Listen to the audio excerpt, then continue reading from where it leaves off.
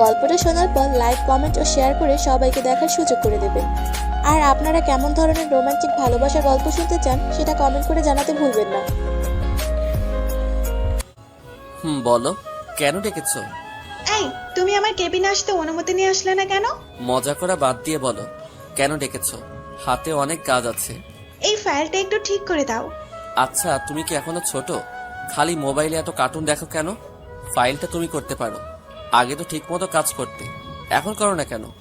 আমার কাজ করতে ভালো লাগে না, শুধু কার্টুন দেখতে ভালো লাগে। আগে করেছি, তখন তো বিয়ে হয়নি, এখন বিয়ে হয়েছে, তাই আমার কাজ সব তুমি করবে। তাহলে অফিসে আসো কেন? বাসায় বসে বসে কার্টুন দেখতে পারো না?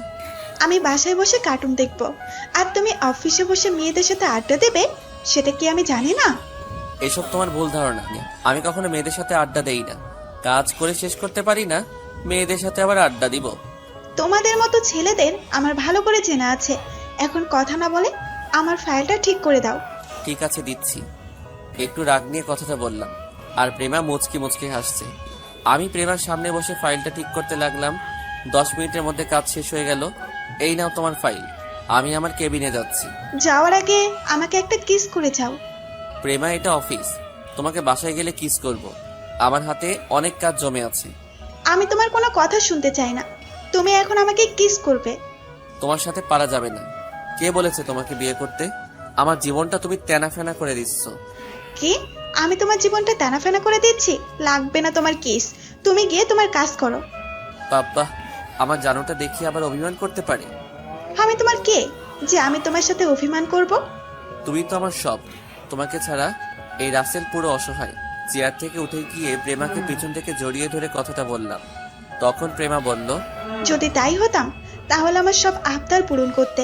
আমি বুঝেছি তুমি এখন আমাকে আগের মতো ভালোবাসো না। আমি তোমাকে অনেক ভালোবাসি, আর ভালোবাসি বলেই তো তোমার সব আবদার পূরণ করি। তাহলে এখন আমাকে কিস করো। দাঁড়াও, দরজাটা বন্ধ করে দিয়ে আসি। বলে কেবিনের দরজা বন্ধ করে প্রেমাকে জড়িয়ে ধরে তার ঠোঁটের সাথে আমার ঠোঁট লাগিয়ে দিলাম। 5 মিনিট কিস করার পর ছেড়ে দিলাম। তখন আমি বললাম, এবার খুশি হয়েছো? খুশি মানে অনেক খুশি হয়েছি। ঠিক আছে, তুমি বসে বসে কার্টুন দেখো, আমি হাতের কাজগুলো শেষ করে আসি। ঠিক আছে, যাও। আমি আর কোনো কথা না বলে নিজের কেবিনে চলে আসলাম। এতক্ষণ তো বকবক করে গেছি, এখনো তো আমার পরিচয় দেওয়া হলো না। আমি রাসেল, বর্তমানে শ্বশুরের অফিসে কাজ করি। পরিবারে আব্বু আম্মু আর একটা ছোট বোন আছে। আর প্রেমা, ও হচ্ছে এই অফিসের বস। তাহলে চলুন প্রেমা আর আমার কাহিনী একটু খুলে বলি। প্রেমার সাথে আমার বিয়ে কিভাবে হলো। সকালে ঘুম থেকে উঠতে দেরি হয়ে গেছে। আজকে অফিসে বসের মেয়ে আসবে। আমি অফিসে চাকরি করি আজ 1 বছর ধরে। বস আমার কাজ দেখে অনেক ভালোবাসে, তাই দেরি হলে সমস্যা হয় না। কিন্তু আজকে আমাকে একটু তাড়াতাড়ি অফিসে যেতে বলছে। সেখানে আজকেও লেট। না জানি আজকে কপালে কি হয়েছে। আমি ওয়াশরুমে ঢুকে ফ্রেশ হয়ে রেডি হয়ে নাস্তার টেবিলের সামনে গিয়ে একটা চেয়ার টেনে বসলাম। তখন আমি রাইসাকে বললাম, ওই, আজকে আমাকে সকালে ডাকলি না কেন? আমি কি তোর চাকর নাকি যে প্রতিদিন তোকে ঘুম থেকে উঠিয়ে দেব? একটা বিয়ে করতে পারিস না, তাহলে তোর বউ সবসময় উঠিয়ে দিবে? এই, তোর মাথায় বিয়ে ছাড়া আর অন্য কিছু আসে না? না, আমার তোর বিয়ে ছাড়া অন্য কিছু আসে না। তোকে বিয়ে না দেওয়া পর্যন্ত আমি বিয়ে করব না। তুই আমার জীবনটা শেষ করে দিচ্ছিস। আমার বিয়ে হয়ে গেছে, তোর সাথে প্রতিদিন যুদ্ধ করবে কে? আমি তোকে বিয়ে না দেওয়া পর্যন্ত আমি বিয়ে করব না। ঠিক আছে, আমি তাড়াতাড়ি বিয়ে করে তোকে বিয়ে দিয়ে এই বাসা থেকে বের করব। আগে বিয়ে করে দেখা, তারপর আমার কথা বলিস। এই, তোরা কি সারাদিন ঝগড়া করবি? এখনো কি তোরা ছোট আছিস? আমার কি দোষ? তোমার মেয়ে তো আমার সাথে সবসময় ঝগড়া করে।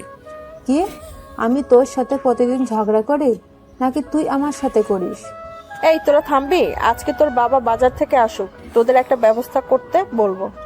আমি তোদের 2 ভাই বোনের জ্বালায় বাঁচি না। তুমি যা খুশি করো, আগে আমাকে নাস্তা দাও। এমনি আজকে অফিসে লেট হয়ে গেছে, তার উপর আজকে বসের মেয়ে অফিসে বসবে। এটা কি তোর আজকে নতুন নাকি? তুই তো প্রতিদিন সকালে দেরি করে উঠিস। আমি কি করব?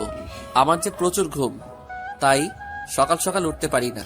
তাহলে একটা বিয়ে করতে পারিস না? তোর বউ তোকে প্রতিদিন ঠেকে তুলে দিবে। আম্মু, তুমিও ওই খাচ্ছনির মতো শুরু করছো। আগে ওটাকে বাসা থেকে বের করো, তারপর আমি বিয়ে করব।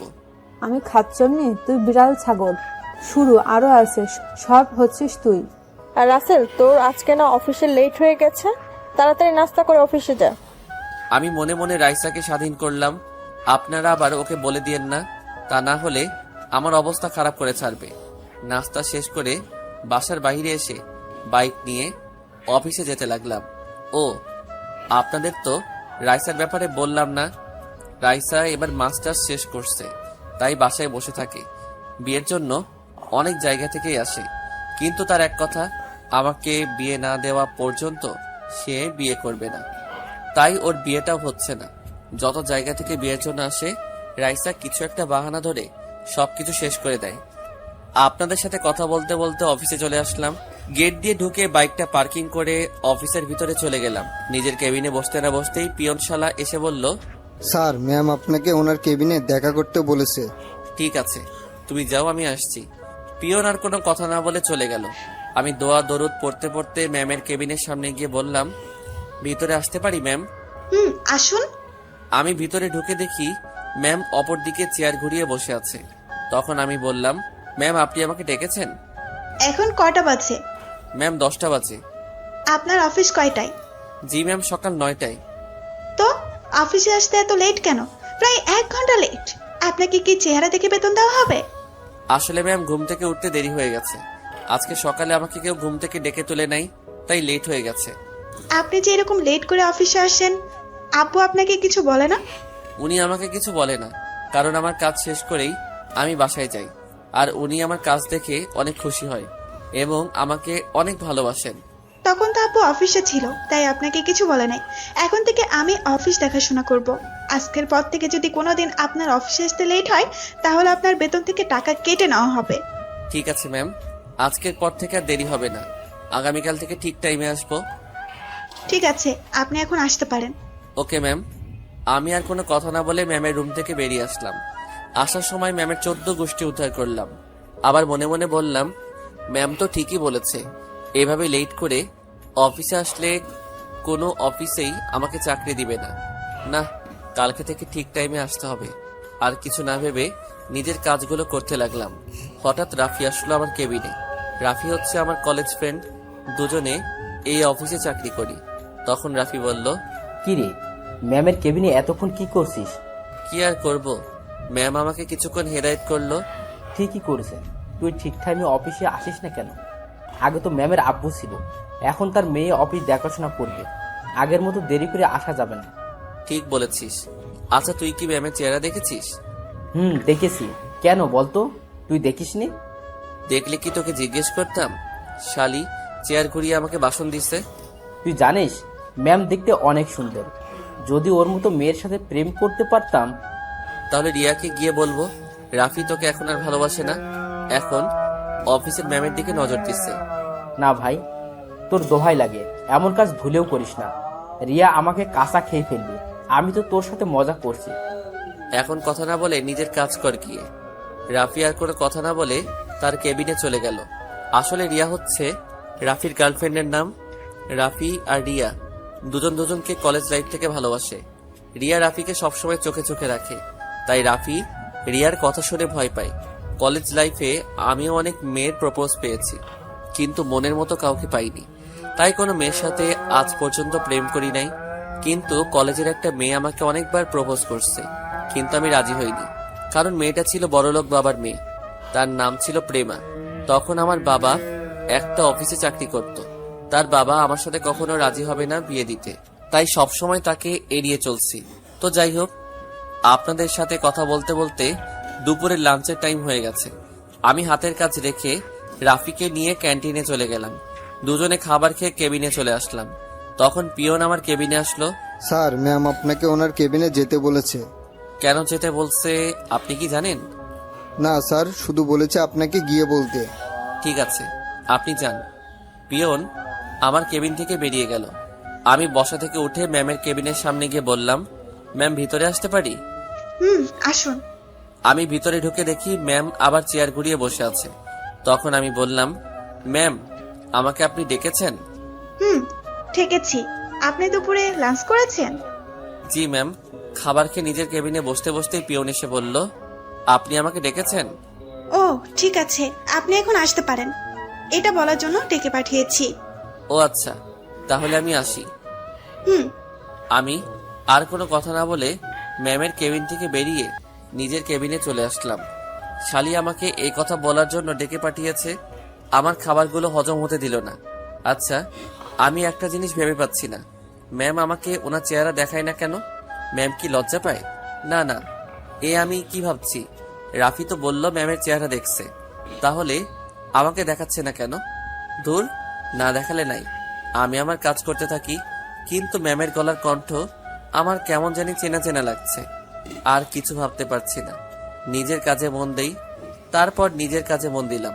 বিকেলে অফিস ছুটি হওয়ার পর বাহিরে চলে আসলাম। রাফিকে বিদায় দিয়ে বাইক নিয়ে সোজা বাসায় যেতে লাগলাম। হঠাৎ রাস্তায় এক বন্ধুর সাথে দেখা হয়, তার সাথে কিছুক্ষণ কথা বলে বাসায় চলে আসি। কলিং বেল চাপ দেওয়ার পর রাইসা এসে দরজা খুলে দিল। কিরে, তোর অফিস থেকে আসতে দেরি হলো কেন?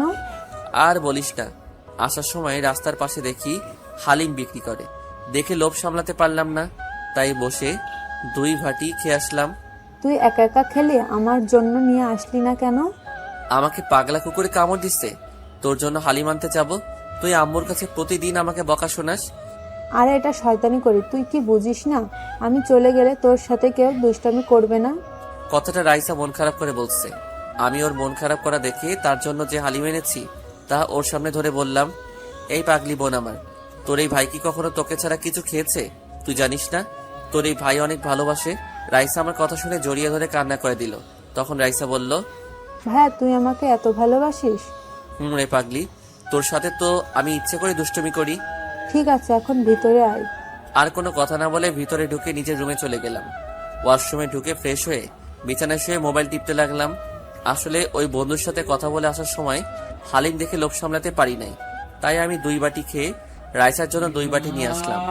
আব্বু আম্মু আবার হালিম খায় না, আমার আর রাইসার হালিম অনেক পছন্দ। তো যাই হোক, রাতে সবার সাথে খাবার খেয়ে রুমে চলে আসলাম। বিছানায় শুয়ে মোবাইল টিপতে গেলে ম্যামের কথাগুলো মনে পড়ে যায়। মোবাইলে অ্যালার্ম দিয়ে রাখলাম, তাই আর মোবাইল না টিপে ঘুমিয়ে পড়লাম। সকালে ঘুম থেকে তাড়াতাড়ি উঠে গেলাম। ঘড়ির দিকে তাকিয়ে দেখি মাত্র 7টা বাজে। এখনো অফিসের টাইম 2 ঘন্টা বাকি আছে। বিছানায় থেকে নেমে ওয়াশরুমে ঢুকে ফ্রেশ হয়ে একটা জামা গায়ে দিয়ে নিচে আসলাম। তখন আব্বু আম্মু এবং রাইসা আমার দিকে কেমন চোখে যেন তাকিয়ে আছে। আমি তো কিছুই বুঝতে পারছি না, তোমরা সবাই আমার দিকে এভাবে তাকিয়ে আছো কেন? আমি কি কোনো এলিয়েন নাকি? বাবা, তোর কিছু হয়েছে? শরীর খারাপ নাকি? এই কথা বললে কেন? আমি তো ঠিকই আছি। মানে আম্মু বলতে চাচ্ছে সূর্য আজকে কোন দিকে উঠেছে। কেন? প্রতিদিন যেদিকে উঠে আজকেও সেদিকে উঠেছে। রাইসা, আমার মনে হয় রাসেলের কিছু হয়েছে। যে ছেলেকে সকালে এত ডাকার পরে ওঠে না, সে ছেলে আজকে এত সকাল সকাল কিভাবে উঠলো? আমি কি সকাল সকাল উঠতে পারি না? সেটা তো আমরা আজ 1 বছর ধরে দেখে আসছি। আরে অফিসের ম্যাম অনেক কড়া, গতকাল আমাকে যে ভাষণ দিছে, তাই সকাল সকাল ঘুম থেকে উঠে গেলাম। ম্যামের আব্বু হলে কোনো সমস্যা ছিল না, কিন্তু বসের মেয়ের অনেক রাগ। এবার ঠিক হয়েছে, এখন দেখ দেরি করে অফিসে গেলে তোর ম্যামের ঝাড়ি খেতে হবে। ঠিক কি বলছিস? আম্মু নাস্তা কি হয়েছে? এখনো হয়নি? তোরা বসে গল্প কর, আধ ঘন্টার মধ্যে হয়ে যাবে। ঠিক আছে বলে আমি সোফায় গিয়ে বসলাম। তখন রাইসা আমার পাশে বসে বলল, ভাইয়া তোর ম্যাম দেখতে কেমন রে? আমি এখনো ম্যামের চেহারা দেখি নাই। যে সময় আমাকে কেবিনে ডাকবে তখন ম্যাম চেয়ার ঘুরিয়ে আমার সাথে কথা বলে। এভাবে কথা বলে কেন? বাকিদের সাথে কি এভাবে কথা বলে? না, শুধু আমার সাথে এভাবে কথা বলে। তাহলে আমার মনে হয় এখানে কোনো কারণ আছে। অফিসে সবার সাথে সামনাসামনি কথা বলে, তোর সাথে চেয়ার ঘুরিয়ে কথা বলে কেন? সেটা আমি বলতে পারবো না, দেখি সামনে কি হয়। মাত্র তো প্রথম দিন এমন করছে, কোনো একদিন তো অবশ্যই দেখতে পাবো। তারপর আমি আর রাইসা আরো কিছুক্ষণ কথা বললাম। কিছুক্ষণ পর আম্মু টেবিলে নাস্তা নিয়ে আসলো। সবার সাথে নাস্তা করে রুমে এসে রেডি হয়ে বাসা থেকে বেরিয়ে বাইক নিয়ে অফিসে চলে আসলাম। বাইকটা পার্কিং করে অফিসের ভিতরে ঢুকে নিজের কেবিনে চলে আসলাম। আজকে 20 মিনিট আগে অফিসে চলে আসলাম। আমি বসে বসে মোবাইল টিপতে লাগলাম। অফিসের সবাই আস্তে আস্তে আসা শুরু করলো। কিছুক্ষণ পর রাফি অফিসের ভিতরে ঢুকে আমাকে দেখে কেবিনে আসলো। তখন রাফি বলল, কিরে, তুই কি রাসেল নাকি অন্য কেউ? আমি রাসেল না, রাসেলের ফটোকপি। আমার তো তাই মনে হয়। আজ 1 বছর পর তুই অফিসে আগে এসেছিস। কি করব বল, শালার ঘুমের কারণে ঠিক টাইমে আসতে পারি না। ঠিক আছে চল, দুজনে কফি খেয়ে আসি। কফি খেয়ে এসে কাজ করবো। ঠিক আছে চল। আমি আর রাফি কেবিন থেকে বেরিয়ে ক্যান্টিনে চলে গেলাম। দুজনে 2টা কফি খেয়ে অফিসে চলে আসলাম।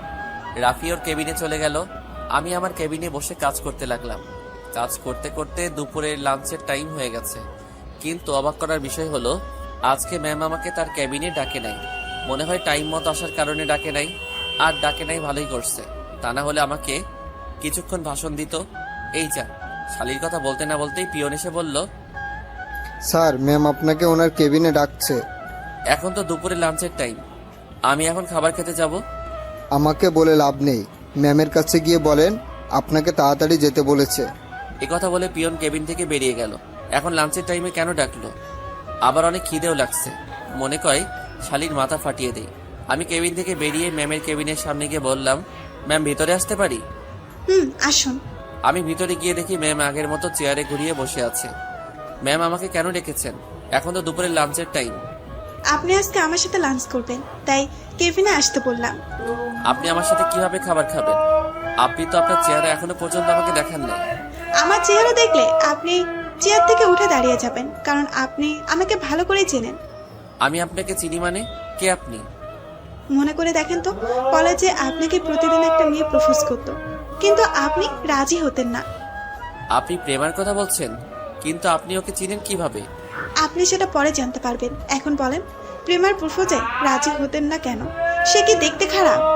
আসলে ম্যাম, প্রেমা মেয়েটাকে আমারও অনেক পছন্দ, কিন্তু সে ছিল বড়লোক বাবার একমাত্র মেয়ে। আমার বাবা ছিল সাধারণ একটা অফিসের কর্মচারী। প্রেমার বাবা কখনো আমাদের সম্পর্ক মেনে নিবে না, তাই প্রেমা যতবার প্রপোজ করত আমি তাকে ফিরিয়ে দিতাম। তোমার বাবা অফিসের কর্মচারী তো কি হয়েছে? উনি কি মানুষ না? টাকা পয়সা দিয়ে কখনো ভালোবাসা হয় না, দুজনেই দুই মনের মিল থাকতে হয়, ভালোবাসা হয়। সেটা ঠিক আছে, কিন্তু প্রেমার বাবা কখনো মানবে না। সত্যি করে বলুন তো, আপনি কি এখনো প্রেমাকে ভালোবাসেন? যদি সে আপনার কাছে ফিরে আসে, তখন তাকে আপন করে নেবেন? সে যদি আপনাকে বিয়ে করতে চায়, আপনি তাকে বিয়ে করবেন? আমি এখনো তাকে ভালোবাসি, কিন্তু সে এখন কোথায় থেকে ফিরে আসবে? তাকে তো পড়ালেখা ছাড়ার পর আর দেখতেই পাইনি। সে আপনার আশেপাশে আছে, আপনি বলুন, তাকে আপনি বিয়ে করবেন? বিয়ে করতে রাজি আছি, যদি তার বাবা মা এবং আমার বাবা মা রাজি থাকে। প্রেমের বাবা মা সবাই রাজি আছে, এখন আপনি রাজি কিনা সেটা বলুন। আপনি জানলেন কিভাবে যে প্রেমা রাজি আছে? আপনি কে? হঠাৎ ম্যাম চেয়ার ঘুরিয়ে আমার দিকে তাকিয়ে মুচকে মুচকে হাসছে। আমি তো ম্যামকে দেখে অবাক হয়ে গেলাম। এ আর কেউ নয়, প্রেমা। তখন প্রেমা আমাকে বলল, কি ব্যাপার, সব খেলে নাকি মিস্টার রাসেল? প্রেমা তুমি এখানে? তার মানে এটা তোমাদের অফিস? এটা আমাদের অফিস। 4 দিন আগে অফিসে আব্বুর কাছে আসলাম, তখন হঠাৎ তোমাকে অফিসে দেখি। আর তারপর আব্বুকে বুঝিয়ে আমি অফিসে জয়েন্ট করি। আব্বু আমাকে আগে থেকেই বলেছে অফিসের দায়িত্ব হাতে নেওয়ার জন্য, কিন্তু আমার অফিসে কাজ করতে ভালো লাগে না। তোমাকে দেখি অফিসে বসার দায়িত্ব পালন করতে এসেছি। এই জন্যই তো বলি তুমি আমাকে চেহারা দেখাও না কেন। তোমার গলার কণ্ঠ কেমন যেন চেনা চেনা লাগছে। আচ্ছা, তুই পড়াশোনা শেষ করার পর কোথায় ছিলে? আসলে পড়ালেখা শেষ করার কিছুদিন পর আমার ব্লাড ক্যান্সার ধরা পড়ে। প্রায় 6 মাস বাংলাদেশে অনেক ডাক্তার দেখিয়েছি, কিন্তু কোনো উন্নতি দেখছি না। তারপর আব্বু আমাকে আমেরিকা মামাদের কাছে নিয়ে যান। সেখানে একটা হাসপাতালে আমার অপারেশন হয়। আল্লাহ দিলে 6 মাসে আমি পুরোপুরি সুস্থ হয়ে যাই। সুস্থ হলে বাংলাদেশে ফিরে আসি। ও রাসেল, তুমি আমাকে একটু ভালোবাসা দিবে? আমি সারা জীবন তোমার আগলে রাখবো, কখনো কষ্ট পেতে দেব না। আমি চেয়ার থেকে উঠে প্রেমাকে পিছন থেকে জড়িয়ে ধরে বললাম, আমিও তোমাকে ভালোবাসি। একমাত্র তোমার কারণে সব মেয়েদের রিজেক্ট করে দিছি। আমি তোমাকে প্রথম দিন কলেজে দেখে পছন্দ করে ফেলি, কিন্তু যখন শুনলাম তুমি বড়লোক বাবার একমাত্র মেয়ে, তখন পিছিয়ে গেলাম। তুমি জানো, আমি আব্বুর কাছে তোমার ব্যাপারে সবকিছু খুলে বলছি। আব্বু তোমার কথায় অনেক খুশি হয়েছে। আব্বু তোমার মতো একটা ছেলেকে খুঁজছে আমার জন্য।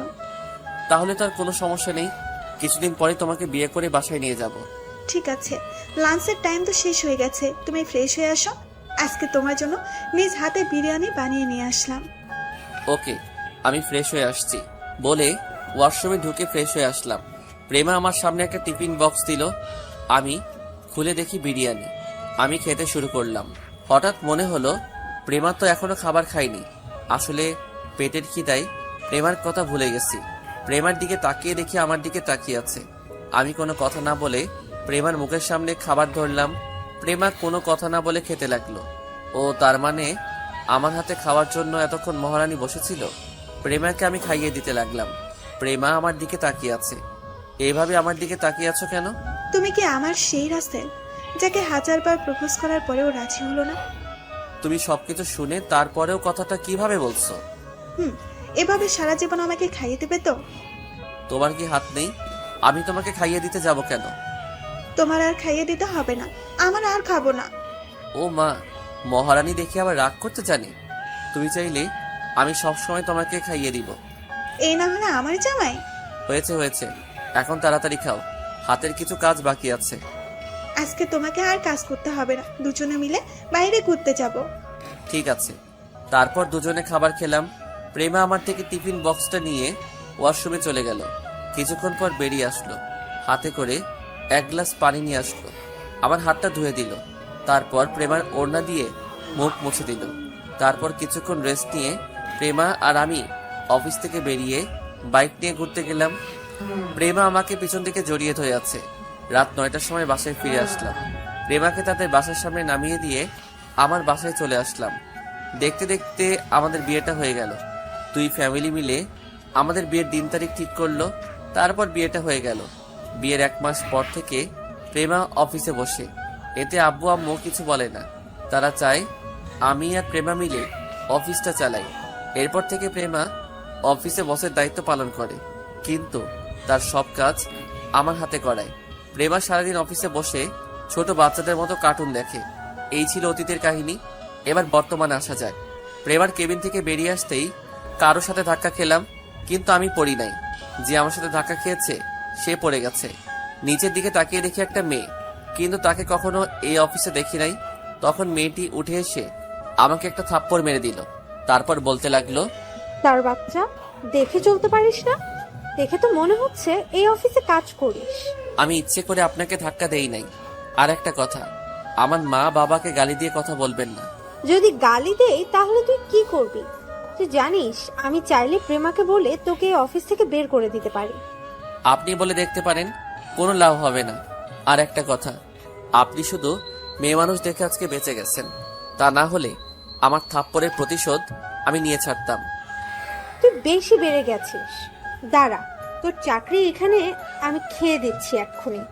বলে মেয়েটা প্রেমার কেবিনে চলে গেল। আমি দাঁড়িয়ে না থেকে নিজের কেবিনে চলে আসলাম। একটা ফাইলের কাজ করতে আসি। হঠাৎ প্রেমা ফোন দিয়ে বলল তার কেবিনে একটু যেতে। আমি কেবিন থেকে বেরিয়ে সোজা প্রেমার কেবিনে ঢুকে গেলাম। ওই মেয়েটা আমাকে দেখে বলল, দেখছিস প্রেমা, কি অসভ্য ছেলে, তোর কেবিনে ঢুকতে অনুমতি নিয়ে আসলো না। আমি তোর কেবিনে আসার সময় এই ছেলেটা আমাকে ধাক্কা দিয়ে ফেলে দিছে। প্রেমা, আমি ইচ্ছে করে ওকে ধাক্কা দিয়ে ফেলে দেই নাই। তোমার কেবিন থেকে বেরিয়ে যেতেই ওনার সাথে ধাক্কা লাগে। তারপর উনি পড়ে যায়। তারপর আমার মা বাবাকে গালি দিছে এবং আমার গালে একটা থাপ্পড় মারছে। প্রেমা চেয়ার থেকে উঠে ওই মেয়েটার 2 গালে 2টা থাপ্পড় মেরে দিল। ওই মেয়েটা গালে হাত দিয়ে বলল, প্রেমা, তুই আমার বান্ধবী হয়ে ওই ছেলের কথায় আমার গায়ে হাত তুললি? তোর সাহস কি করে হলো ওর গায়ে হাত তোলার, আবার ওর আব্বু আম্মুকে গালি দেওয়ার? তুই জানিস ওকে? কে ও, যার জন্য আমার গায়ে হাত তুললি? ও আমার স্বামী, আর তুই ওর গায়ে হাত তুলছিস? আমার শ্বশুর শাশুড়িকে গালি দিচ্ছিস? আমি রাসেলের সম্বন্ধে ভালো করে জানি। ও কোনো মেয়েকে ধাক্কা তো দূরের কথা, কোনো মেয়ের গায়ে হাত তুলবে না। তুই শুধু আমার বান্ধবী দেখে আর কিছু করলাম না, তা না হলে উচিত শিক্ষা দিয়ে ছেড়ে দিতাম। সরি প্রেমা, আমি বুঝতে পারি নাই। ও যে তোর স্বামী। আমি যদি তোর স্বামীকে আগে দেখতাম তাহলে এমনটা হতো না। তুই আমাকে মাফ করে দে। আমার কাছে মাপ না চেয়ে রাসেলের কাছে যা। ও যদি তোকে ক্ষমা করে তাহলে আমিও তোকে মাফ করে দিব। আপনি আমাকে ক্ষমা করে দেন, আমি আপনাকে চিনতে পারি নাই। আমি তোমাকে ক্ষমা করে দিছি। ভবিষ্যতে এমন কাজ আর কারোর সাথে করবেন না, তা না হলে তোমাকে পস্তাতে হবে। কথা মনে রাখিস। এই বলে আমি নিজের কেবিনে চলে আসলাম। তারপর বিকেলে অফিস ছুটির পর গাড়ি নিয়ে প্রেমার জন্য অপেক্ষা করতে লাগলাম। কিছুক্ষণ পর প্রেমা অফিস থেকে বেরিয়ে আসলো। প্রেমা এসে আমার সাথে সামনের সিটে বসলো। তখন প্রেমা বলল, কি ব্যাপার, তুমি আমাকে নিয়ে আসলে না কেন? আমি মনে করছি ওই মেয়েটা তোমার কেবিনে, তাই আর যাইনি। আচ্ছা, মেয়েটাকে? ও হচ্ছে নদী, আমার সাথে হাই স্কুল লাইফ পর্যন্ত পড়ছে। আমরা দুইজন বান্ধবী। এসএসসি পাস করার পর তার আব্বু ওকে বাহিরের রাষ্ট্রে পাঠিয়ে দেয়। তারপর পড়ালেখা শেষ করে দেশে এসে তাদের নিজেদের অফিস দেখাশোনা করে। ও তাহলে ও আমাকে দেখে নাই? তোমার সাথে যোগাযোগ ছিল না? যোগাযোগ থাকলে কি আজকের এই ঘটনা ঘটতো? তাও ঠিক বলছো। তারপর আমি আর প্রেমা কথা বলতে বলতে বাসায় চলে আসলাম। আপনাদের একটা কথা বলে রাখি, প্রেমা বাসায় আসলে আব্বু আম্মু সেবা যত্ন করা শুরু করে। বাসায় এসে কলিং বেল চাপ দিলাম। কিছুক্ষণ পর আম্মু এসে দরজা খুলে দিল। আমাদের দেখে আম্মু বলল, কিরে তোরা এসেছিস? আম্মু, আম্মু তুমি দুপুরে ওষুধ ঠিক মতো খেয়েছো? খেয়েছি, আর আল্লাহ দিলে আমি এখন ভালো আছি। আমাকে নিয়ে তোর চিন্তা করতে হবে না। ঠিক আছে, এখন বলো আব্বু কোথায়? তোর আব্বু রুমে বসে কফি খাচ্ছে আর পেপার পড়ছে। ঠিক আছে রাসেল, তুমি রুমে যাও, আমি আব্বুকে দেখে আসছি। ঠিক আছে যাও। আমি আর কোনো কথা না বলে রুমে চলে আসলাম। প্রেমা আব্বুর রুমে চলে গেল। এবার দেখছেন প্রেমা বাসায় আসলে কি করে। আমি ওয়াশরুমে ঢুকে ফ্রেশ হয়ে বিছানায় শুয়ে মোবাইল টিপতে লাগলাম। রাতে সবার সাথে খাবার খেয়ে আমি রুমে চলে আসলাম। প্রেমা আব্বু আম্মুকে ওষুধ খাইয়ে দিয়ে আসবে, আর রাইসা তার এক বান্ধবীর বিয়েতে গেছে, তাই ওর কথা বললাম না। কিছুক্ষণ পর প্রেমা রুমে ঢুকে দরজা লাগিয়ে বিছানায় এসে আমাকে জড়িয়ে ধরলো। এই আমি মা হতে চাই। আব্বু আম্মুর অনেক শখ দাদা দাদি ডাক শোনার। আগে রাইসার বিয়েটা হয়ে যাক, তারপর সব হবে। আমি তোমার কথা শুনতে চাই না, আমি বলছি মা হব। এখন তুমি ছেলে মেয়ে লালন পালন করতে পারবে? আমি পারবো, তুমি আমাকে একটা তোমার মতো ছেলে দাও। ঠিক আছে, কিছুদিন অপেক্ষা করো, তারপর তোমার সব আবদার পূরণ করব। ওকে, এখন আমাকে একটা কিস করো। ঠিক আছে, করছি। আমি প্রেমাকে জড়িয়ে ধরে তার ঠোঁটের সাথে ঠোঁট লাগিয়ে দিলাম। প্রায় 5 মিনিট পর ছেড়ে দিয়ে দুজন দুজনকে জড়িয়ে ধরে শুয়ে পড়লাম। আজ 5 দিন পর আমি রাতের খাবার খেয়ে রুমে শুয়ে মোবাইল টিপতে আসছি। হঠাৎ রাইসা আমার রুমে আসলো। তখন আমি রাইসাকে দেখে বললাম, কি রে রাইসা, তুই আমার রুমে, কিছু বলবি? রাইসা আমার পাশে বসে বলল, আসলে ভাই কলেজ লাইফ থেকে একটা ছেলের নাম রনি আমাকে ভালোবাসে, কিন্তু আমি তাকে ফিরিয়ে দিই। আমি তাকে বলছি আমি তাকে ভালোবাসতে পারবো না, কিন্তু সে আমাকে প্রতিদিন ভালোবাসার কথা বলে। আমার বান্ধবীর বিয়েতে রনি এসে আমাকে ভালোবাসার কথা বলেছে। ছেলেটা কেমন, ভালো নাকি খারাপ? ভাইয়া ছেলেটা অনেক ভালো, আমার সাথে কখনো খারাপ কিছু করে নাই, শুধু ভালোবাসার কথা বলে। তোর কি রনিকে পছন্দ হয়? ছেলেটাকে পছন্দ হয়, কিন্তু আমি ভালোবাসা বিশ্বাস করি না। আমি ওকে বলছি আমার বাসায় বিয়ের প্রস্তাব নিয়ে আসতে। তখন সে কি বলেছে? রনি বলেছে তার আব্বু আম্মুকে রাজি করিয়ে কালকে আমাদের বাসায় আসবে। রনি বর্তমানে কি করে? রনি এখন তাদের অফিস দেখাশোনা করে। ঠিক আছে, কালকে তাহলে আসুক, আমি সব ব্যবস্থা করছি। ঠিক আছে ভাইয়া, আব্বু আম্মুর কাছে বলতে লজ্জা লাগে, তাই তোর কাছে বলছি। সমস্যা নেই, আমি সব দেখছি, তুই রুমে যা। রাইসা আর কোনো কথা না বলে রুম থেকে বেরিয়ে গেল। আমি শুয়ে শুয়ে মোবাইল টিপতে লাগলাম। প্রেমা রুমে এসে দরজা লাগিয়ে আমাকে জড়িয়ে ধরে বলল, রাইসাকে দেখলাম রুম থেকে বেরিয়ে যেতে, কেন এসেছে রাইসা? তাহলে শোনো। তারপর রাইসা আমার সাথে কি বলেছে সবকিছু প্রেমাকে খুলে বললাম। তাহলে তো ভালোই, রাইসার বিয়ে হয়ে গেল, আমি তোমার কাছে একটা সন্তান পাবো। ঠিক আছে, দিব। তাহলে কালকে আর দুজনে অফিসে যাব না, ম্যানেজার আঙ্কেলকে বলবো সবকিছু দেখে রাখতে। ওকে, ঠিক আছে। তারপর দুজন দুজনকে জড়িয়ে ধরে শুয়ে পড়লাম। এবার আপনাদের একটা কথা বলি, আমার আর প্রেমার বিয়ের পর এখনো প্রেমার সাথে গভীরে যাইনি, কারণ বিয়ের 2 দিন আগে থেকে আম্মু অসুস্থ হয়ে পড়ে। তাই বাসর রাতে প্রেমাকে বলেছি আম্মু সুস্থ না হওয়া পর্যন্ত আমরা গভীরে যাব না। প্রেমাও আমার সাথে একমত দিছে। এরপর আমাদের মাঝে কিছুই হয়নি। সব মেয়েরা চায় স্বামীর ভালোবাসা নিয়ে বেঁচে থাকতে, স্বামীর আদর পেতে, মা হওয়ার স্বপ্ন থাকে। কিন্তু প্রেমা আমার কথার বাহিরে একটা কথা বলে না। সে বলছে আমি যেটা বলবো সে তাই করবে। প্রেমার মতো মেয়ে বউ হিসেবে পাওয়া অনেক ভাগ্যের ব্যাপার। তো যাই হোক, পরের দিন রনি এবং তার মা বাবা আমাদের বাসায় আসলো। তাদের সাথে কথা বলে বুঝাতে পারলাম তারা অনেক ভালো। রনি ছেলেটা দেখতে অনেক সুন্দর, কথাবার্তা অনেক ভালো। রনির আব্বু আম্মুর রাইসাকে পছন্দ হয়েছে। এখন আমাদের বলছে তাদের বাসা এবং তাদের ব্যাপারে জেনে আসতে। এরপর তারা চলে গেল। পরের দিন আমি আব্বু রনিদের বাসায় গেলাম। তাদের বাসায় যাওয়ার আগে কিছু মানুষ থেকে তাদের বিষয় জিজ্ঞেস করলাম। সবাই তাদের ব্যাপারে ভালো বলছে। রনিদের বাসায় গিয়ে সবকিছু দেখলাম। আল্লাহ দিলে সবকিছু ঠিক আছে। রনির আব্বু আম্মুকে বলছি আমাদের বাড়িতে গিয়ে বিয়ের দিন তারিখ ঠিক করে আসতে। আজকে রাইসার গায়ে হলুদ, অফিসের সবাইকে দাওয়াত দেওয়া হয়েছে। রাফিকে বলছি রিয়াকে নিয়ে আসতে। বিয়ের সবকিছু আমার নিজের মতো করে সাজিয়েছি, কোনো কিছুর কমতি রাখি নাই। আমি কাজের লোকগুলোকে সবকিছু ঠিকঠাকভাবে দেখিয়ে দিচ্ছি। হঠাৎ নদী আমার সামনে এসে বলল, কেমন আছেন? আমি ভালো আছি, আপনি কেমন আছেন? গল্পটা এই পর্যন্ত। যারা যারা শুনেছেন সবাই একটা লাইক করে দেবেন এবং চ্যানেলে নতুন হলে সাবস্ক্রাইব করতে ভুলবেন না এবং গল্পটা বেশি বেশি করে শেয়ার করুন এবং কমেন্টে আপনার মূল্যবান মতামত জানাতে ভুলবেন না। ধন্যবাদ।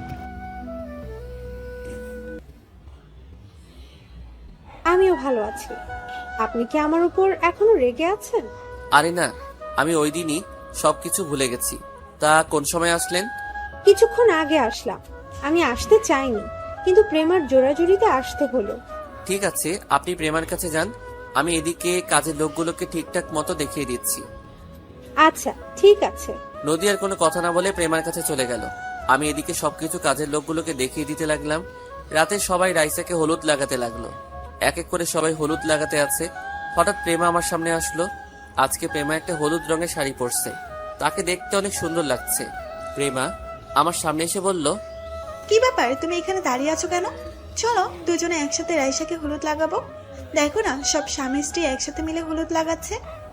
ঠিক আছে চলো। আমি আর প্রেমা রাইসার দুই পাশে বসলাম। প্রথমে আমি রাইসার মুখে হলুদ লাগালাম, এরপর প্রেমা লাগালো। হঠাৎ প্রেমা আমার মুখেও লাগিয়ে দিল। এটা দেখে সব মেহমান হাসতে লাগলো। আবার অনেকে দাঁড়িয়ে দাঁড়িয়ে বলছে, এদের দুজন দুজনকে জামাই বউয়ে অনেক মানিয়েছে। আমি কিছুক্ষণ প্রেমার সাথে দুষ্টুমি করে বাসার ছাদে চলে আসলাম। প্রেমা আর নদী মিলে রাইসার হাতে মেহেদি লাগাচ্ছে। হঠাৎ দেখি রাফি আর রিয়া ছাদের উপরে আসলো। তখন রাফি বলল, কিরে, ছাদের উপরে দাঁড়িয়ে কি করছিস? না, এমনি ভালো লাগছে না। কেন, হঠাৎ তোর আবার কি হলো? আরে তুমি বোঝো না, আজকে রাতটার পর তো তার বোনটা স্বামীর বাসায় চলে যাবে, তাই ভালো লাগছে না। ও এই কথা। এখন তো কিছুই করার নেই। মেয়ে হয়ে যখন জন্মগ্রহণ করেছে, বিয়ের পর তো স্বামীর বাড়িতে যেতে হবে। আমার বোনটা অনেক আদরে, আমি ওর সাথে সবসময় দুষ্টামি করতাম। আমার সাথে রাগ করলে আমি তার রাগ ভেঙে দিতাম। আমি আমার বোনটাকে অনেক ভালোবাসি। আমি এ কথা বলে কান্না করে দিলাম।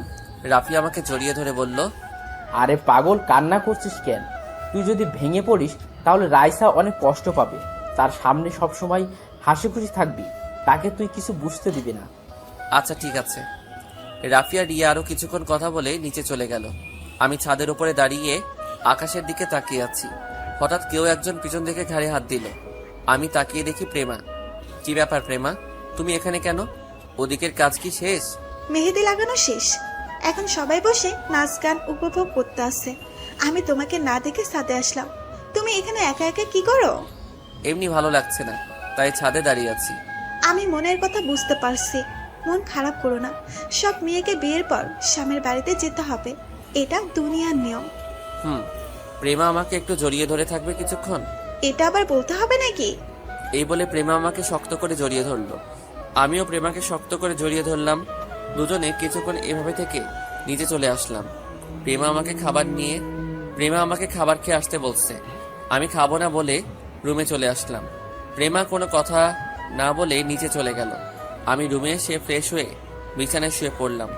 কিছুক্ষণ পর প্রেমা রুমে আসলো, হাতে এক প্লেট খাবার নিয়ে এসেছে। প্রেমা প্লেটটা বিছানায় রেখে পানি নিয়ে আসলো, আমার পাশে বসে বলল, উঠে বসো, খাবার খেয়ে নাও। প্রেমা, আমি খাবার খাবো না, তুমি খেয়ে নাও। সারাদিন কাজে বিজি ছিলাম, খাওয়া দাওয়া ঠিক মতো করো নাই। এখন উঠো বলছি, আমি নিজের হাতে খাইয়ে দিচ্ছি। প্রেমার জোড়াজড়িতে উঠে বসলাম। প্রেমা আমাকে নিজের হাতে খাইয়ে দিতে লাগলো।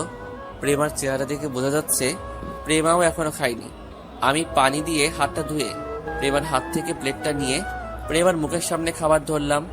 প্রেমার সাথে সাথে কান্না করে দিল। রাসেল, আমার জীবনে এত ভালোবাসা সারা জীবন থাকবে? থাকবে। আমি তোমাকে ছেড়ে কখনো যাব না, মরার আগ পর্যন্ত তোমার পাশে থাকবো। আমার কেমন জানি ভয় লাগছে, আমি না তোমাকে হারিয়ে ফেলি। আরে পাগলি, এটা তোমার মনের ভুল। আমি তোমাকে সারা জীবন আমার এই বুকে আগলে রাখবো। এই বলে প্রেমার চোখের পানি মুছে দিয়ে খাবার খাইয়ে দিতে লাগলাম। প্রেমা ছোট বাচ্চাদের মতো খাবার খাচ্ছে। খাবার খাওয়া শেষ হলে প্রেমা প্লেট নিয়ে ওয়াশরুম থেকে পানি নিয়ে এসে আমার হাত ধুয়ে দিল, তারপর শাড়ির আঁচল দিয়ে মুখ মুছে দিল। প্রেমা প্লেটটা নিয়ে রুম থেকে বেরিয়ে গেল। কিছুক্ষণ পর রুমে চলে আসলো। বিছানায় শুয়ে আমাকে জড়িয়ে ধরলো। সবার কি খাওয়া দাওয়া হয়ে গেছে? আমি রাইসাকে তার রুমে নিয়ে আসলাম, আর বাকি কিছু মানুষ বাসায় চলে গেছে, আবার কিছু মানুষ আছে। আব্বু আম্মু আমার কথা কিছু জিজ্ঞেস করে নাই?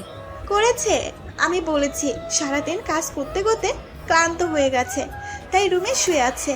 ঠিক আছে, এখন আমাকে জড়িয়ে ধরে শুয়ে পড়ো। কালকে সকাল সকাল উঠে কাজ শুরু করে দিতে হবে। ওকে, আসো। তারপর দুজন দুজনকে জড়িয়ে ধরে শুয়ে পড়লাম। পরের দিন সকাল ভোরে ঘুম থেকে উঠে গেলাম। প্রেমা এখনো ঘুমিয়ে আছে। আমি প্রেমার কপালে একটা চুমু দিয়ে বিছানা থেকে নেমে ওয়াশরুমে চলে গেলাম। ওয়াশরুমে ঢুকে উজু করে একটা পাঞ্জাবি গায়ে দিয়ে বাসা থেকে বেরিয়ে মসজিদে চলে গেলাম। নামাজ পড়ে বাহিরে এসে 20 মিনিটের মতো ঘোরাঘুরি করে বাসায় চলে আসলাম। তারপর কাজের লোকগুলোকে সবকিছু দেখিয়ে দিতে লাগলাম। দেখতে দেখতে বর আসার সময় হয়ে গেছে। আমি রুমে এসে ওয়াশরুমে ঢুকে গোসল করে বাহিরে এসে দেখি প্রেমা দাঁড়িয়ে আছে একটা শাড়ি হাতে নিয়ে। তুমি এভাবে শাড়ি হাতে নিয়ে দাঁড়িয়ে আছো কেন? আজকে তুমি আমাকে শাড়িটা পরিয়ে দেবে? তুমি তো শাড়ি পরতে পারো, আমাকে বলছো কেন? আমার হাতে কাজ আছে। কাজ পরে করতে পারবে, আগে আমাকে শাড়িটা পরিয়ে দাও। দুজনে একসাথে রুম থেকে বেরে নিচে যাব। কি আর করার, বউয়ের কথা না রেখে পারি। আমি প্রেমার হাত থেকে শাড়িটা নিয়ে তাকে পরিয়ে দিতে লাগলাম। সমস্যা হয়েছে কুচি লাগিয়ে দিতে। আমি কুচিটা প্রেমার হাতে দিয়ে বললাম লাগিয়ে নিতে, কিন্তু খাচ্চুনি বলে আমাকে লাগিয়ে দিতে। আমি প্রেমার নাভির উপর দিয়ে কুচিটা পরিয়ে দিলাম। প্রেমা আমার মাথা শক্ত করে ধরল। আমি প্রেমার পেটে একটা কিস করলাম। প্রেমার সাথে সাথে কেঁপে উঠল। আমি দাঁড়িয়ে প্রেমার ঠোঁটের সাথে ঠোঁট লাগিয়ে দিলাম। দুজনে দুজনকে জড়িয়ে ধরে কিস করতে লাগলাম। কিছুক্ষণ পর ছেড়ে দিয়ে দুজনে রেডি হয়ে একসাথে রুম থেকে বেরিয়ে আসলাম। হঠাৎ নিচের দিকে তাকিয়ে আমি তো পুরো অবাক হয়ে গেলাম। নিচের দিকে তাকিয়ে দেখি বাসার সব মেহমান আমাদের দিকে তাকিয়ে আছে। দুজনে একসাথে নিচে নামলাম। প্রেমা চলে গেছে রাইসার কাছে। আমি কাজের লোকদের কাছে চলে আসলাম। কিছুক্ষণ পর বর চলে এসেছে। সবাই রনিকে স্টেজে নিয়ে বসালো। রাইসাকে নিয়ে এসে রনির পাশে বসালো। আমার বোনটাকে বধূ সাজে অনেক সুন্দর লাগছে। আর কিছুক্ষণ বোনটা বাসায় থাকবে, তারপর বরের সাথে শ্বশুর বাড়ি চলে যাবে। কাজী এসে বিয়ে পড়ানো শুরু করলো। বিয়ে পড়ানো শেষ, কাজী মোনাজাত ধরলো। মোনাজাত শেষে সবাইকে খাবার পরিবেশন করা হলো। আমি কাজের লোকের সাথে ধরাধরি করে কাজ করছি। হঠাৎ দেখি একটা ছেলে প্রেমার দিকে কেমন ভাবে তাকিয়ে আছে। আমি কাজ রেখে ছেলেটার কাছে গেলাম। তখন তাকে জিজ্ঞেস করলাম, কি ভাই, এমন করে ওই মেয়েটার দিকে তাকিয়ে আছেন কেন? সেটা কি তোকে বলতে হবে? অবশ্যই আমাকে বলতে হবে। তুই কে রে যে আমি তোর কাছে বলবো? আমি এই বাড়ির একজন সদস্য, তাই তোকে বলতে হবে। ও তাই নাকি? তাহলে শোন, ওই মেয়েটাকে দেখছিস? তাকে আমার পছন্দ হয়েছে, তাকে আমি বিয়ে করতে চাই। ওকে দেখে তো মনে হচ্ছে তার বিয়ে হয়ে গেছে। বিয়ে হয়েছে তো কি হয়েছে, আমি ওকে জোর করে বিয়ে করব। ওকে দেখতে ভীষণ সেক্সি লাগছে, তাকে আমার জীবনে চাই। ছেলেটার কথা শুনে আমি সাথে সাথে 2টা থাপ্পড় মেরে দিলাম। বাড়ির সব মেহমান আমাদের ঘিরে ফেলেছে। তখন আমি ওই ছেলেটার কলা ধরে বললাম, তোর সাহস কি করে হয় আমার বউকে খারাপ কথা বলার? তোর ঘরে কি মা বোন নেই? আজকে তোকে আমি মেরেই ফেলবো। বলে ছেলেটাকে ইচ্ছে মতো মারতে লাগলাম। প্রেমা আমাকে জোর করে ছাড়িয়ে নিয়ে আসলো। তখন আমাদের মাঝে রনি চলে আসলো। সে বলল, ভাইয়া এখানে কি হয়েছে, আর আপনি জীবনকে মারলেন কেন? ও আমার মামাতো ভাই হয়। তোমার এই মামাতো ভাই আমার বউকে আমার সাথে খারাপ কথা বলেছে, তাই আমি তাকে মারলাম। জীবন ভাইয়া যেটা বলেছে সেটা কি সত্যি? না রনি ভাইয়া, আমি ওনার বউকে খারাপ কথা বলি নাই। কি তুই এখন মিথ্যা কথা বলছিস? আজকে আমি তোকে মেরে ফেলবো। জীবন, আমি ভাইয়াকে ভালো করে চিনি, উনি অন্যায়ভাবে কাউকে মারবে না। তুই যদি সত্যি কথা না বলিস তাহলে আমার হাত তোর গায়ে উঠবে। আমাকে সবাই ধরে রেখেছে। এবার জীবন মাথা নিচু করে বলল, ভাইয়া আমার ভুল হয়ে গেছে, আমি ওনাকে চিনতে পারি নাই, আমাকে তুমি মাফ করে দাও। সি সি সি সি, আমার ভাবতে অবাক লাগে তুই বিয়ে বাড়িতে এসে এমন কথা বলবি। আমি তোকে অনেক ভালো মনে করেছি, তুই এখনই ভাইয়ার পা ধরে ক্ষমা চাইবি। ভাইয়া তোকে মাফ করলে আমিও মাফ করে দিব।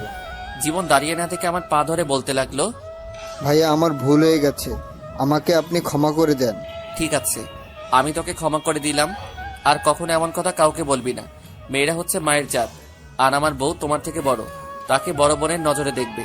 ঠিক আছে ভাইয়া, এমন ভুল আর জীবনেও হবে না। ঠিক আছে, আপনারা সবাই যার যার জায়গায় চলে যান। প্রেমা আমাকে টেনে রুমে নিয়ে আসলো। তখন আমাকে বলল, তুমি ছেলেটাকে মারলে কেন? একটু বুঝিয়ে বললে হতো। তোমার নামে খারাপ কথা বলবে, আমি তাকে এমনি এমনি ছেড়ে দিব? হয়েছে, এখন মাথা ঠান্ডা করো। ও ছেলে তার ভুল বুঝতে পেরেছে। ঠিক আছে, এখন তুমি রাইসার কাছে যাও, আমি এদিকটা দেখছি। প্রেমা আর কিছু না বলে রুম থেকে বেরিয়ে গেল। আমি রুম থেকে বেরিয়ে কাজে লেগে পড়লাম। আস্তে আস্তে সবার খাওয়া দাওয়া শেষ হয়ে গেল। এখন রাইসাকে বিদায় দেওয়ার পালা। রাইসা আব্বু আম্মুকে জড়িয়ে ধরে কান্না করতে লাগলো। নিজের চোখ দিয়ে পানি পড়তে লাগলো। বোনটার সাথে অনেক দুষ্টুমি করছি, এখন কার সাথে করব? রাইসা মা বাবাকে ছেড়ে আমাকে জড়িয়ে ধরে কান্না করে দিল। আমি রনির হাতে রাইসাকে তুলে দিয়ে বললাম, রনি, আমার বোনটাকে তোমার হাতে তুলে দিলাম। ওর চোখে কখনো অশ্রু ঝরতে দেই নাই। তুই আমার বোনটার খেয়াল রেখো, তাকে কখনো কষ্ট দিও না। আপনি কোনো চিন্তা করবেন না ভাইয়া, আমি রাইসাকে কখনো কষ্ট পেতে দিব না। আরো কিছু কথা বলে রাইসাকে গাড়িতে উঠিয়ে দিলাম। বোনটাকে তুলে দিতে অনেক কষ্ট হচ্ছে। আস্তে আস্তে সবাইকে বিদায় দিয়ে দিলাম।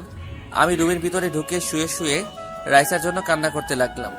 কিছুক্ষণ পর প্রেমা রুমে আসলো, আমার পাশে বসে বলল, হেই, তুমি কান্না করছো কেন? রাইসার জন্য অনেক খারাপ লাগছে। কান্না করো না, এখন শুধু ওর জন্য দোয়া করো, আল্লাহ যেন ওর সংসার জীবনে সুখী রাখে। প্রেমা আরো কিছুক্ষণ কথা বলে আব্বু আম্মু রুমে চলে গেল। আমি বিছানায় শুয়ে পড়লাম। দেখতে দেখতে একটা মাস চলে গেল। আল্লাহর রহমতে আমার বোনটা অনেক সুখী আছে। আর এর ভিতরে প্রেমাকে স্বামীর অধিকার দিয়েছি। সুন্দরভাবে চলছে আমাদের সংসার। এখন নদীর সাথে ভালো বন্ধুত্ব হয়ে গেছে।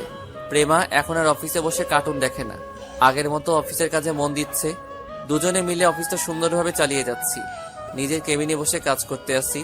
হঠাৎ প্রেমা ফোন দিয়ে বলল তার কেবিনে যেতে। আমি আমার কেবিন থেকে বেরিয়ে প্রেমার কেবিনে গেলাম। একটা চেয়ারে বসে বললাম, বলো, কেন ডেকেছো? তুমি তো জানো আমাদের একটা ডিল হতে যাচ্ছে ফারহান কোম্পানির সাথে। এখন ওটার কাজ কতটুকু আগানো, এই ডিলটা পেয়ে আমাদের কোম্পানি আরো উপরে উঠে যাবে।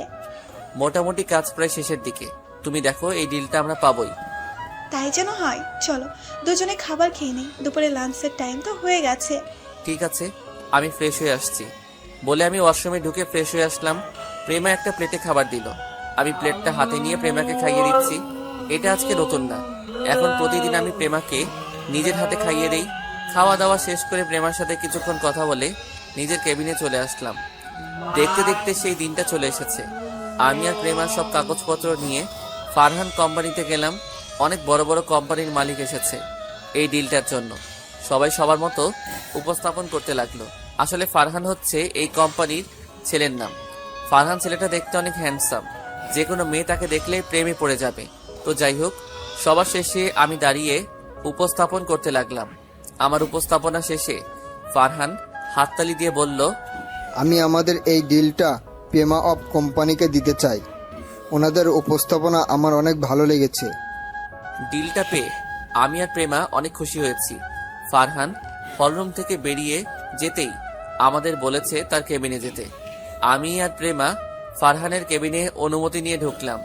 দুজনে দুইটা চেয়ার টেনে বসলাম। আপনার উপস্থাপনা আমার অনেক ভালো লেগেছে। আমি চাই আপনারা নিজের মতো করে কাজটা করবেন। জি অবশ্যই। তারপর ফারহান আমাদের হাতে ডিলটা তুলে দিল। আমরা ফারহানের কেবিন থেকে বেরিয়ে অফিসের বাইরে চলে আসলাম। গাড়ি নিয়ে নিজেদের অফিসে যেতে লাগলাম। তখন প্রেমা বলল, আমাদের কোম্পানিটা এখন বাংলাদেশের টপে উঠে যাবে। ঠিক বলছো, এতদিনের পরিশ্রম বৃথা যায়নি। কথা বলতে বলতে অফিসে চলে আসলাম। দেখতে দেখতে আরো 2টা মাস চলে গেল। আমাদের কোম্পানিটা এখন বাংলাদেশের টপের মধ্যে একটা। এসবই হয়েছে আমার প্রেমার জন্য। আপনাদের আগে একটা কথা বলে রাখি, আমি বাস্তবে অফিসের কাজের সম্পর্কে তেমন জানি না, হয়তো ভুল হতে পারে। আমি পড়ালেখা বেশি করি নাই, সেটা আপনারা ক্ষমার দৃষ্টিতে দেখবেন। ধন্যবাদ সবাইকে। এবার গল্পে ফেরা যাক। আমার আর প্রেমার ভালোবাসা আগের মতো আছে। রাতে শুয়ে শুয়ে মোবাইল টিপতে আসি। কিছুক্ষণ পর প্রেমা রুমে এসে আমাকে জড়িয়ে ধরে বলল, এই, তুমি অনেক দিন হয়েছে আমাকে আদর করো না, আজকে আমাকে অনেক আদর করতে হবে।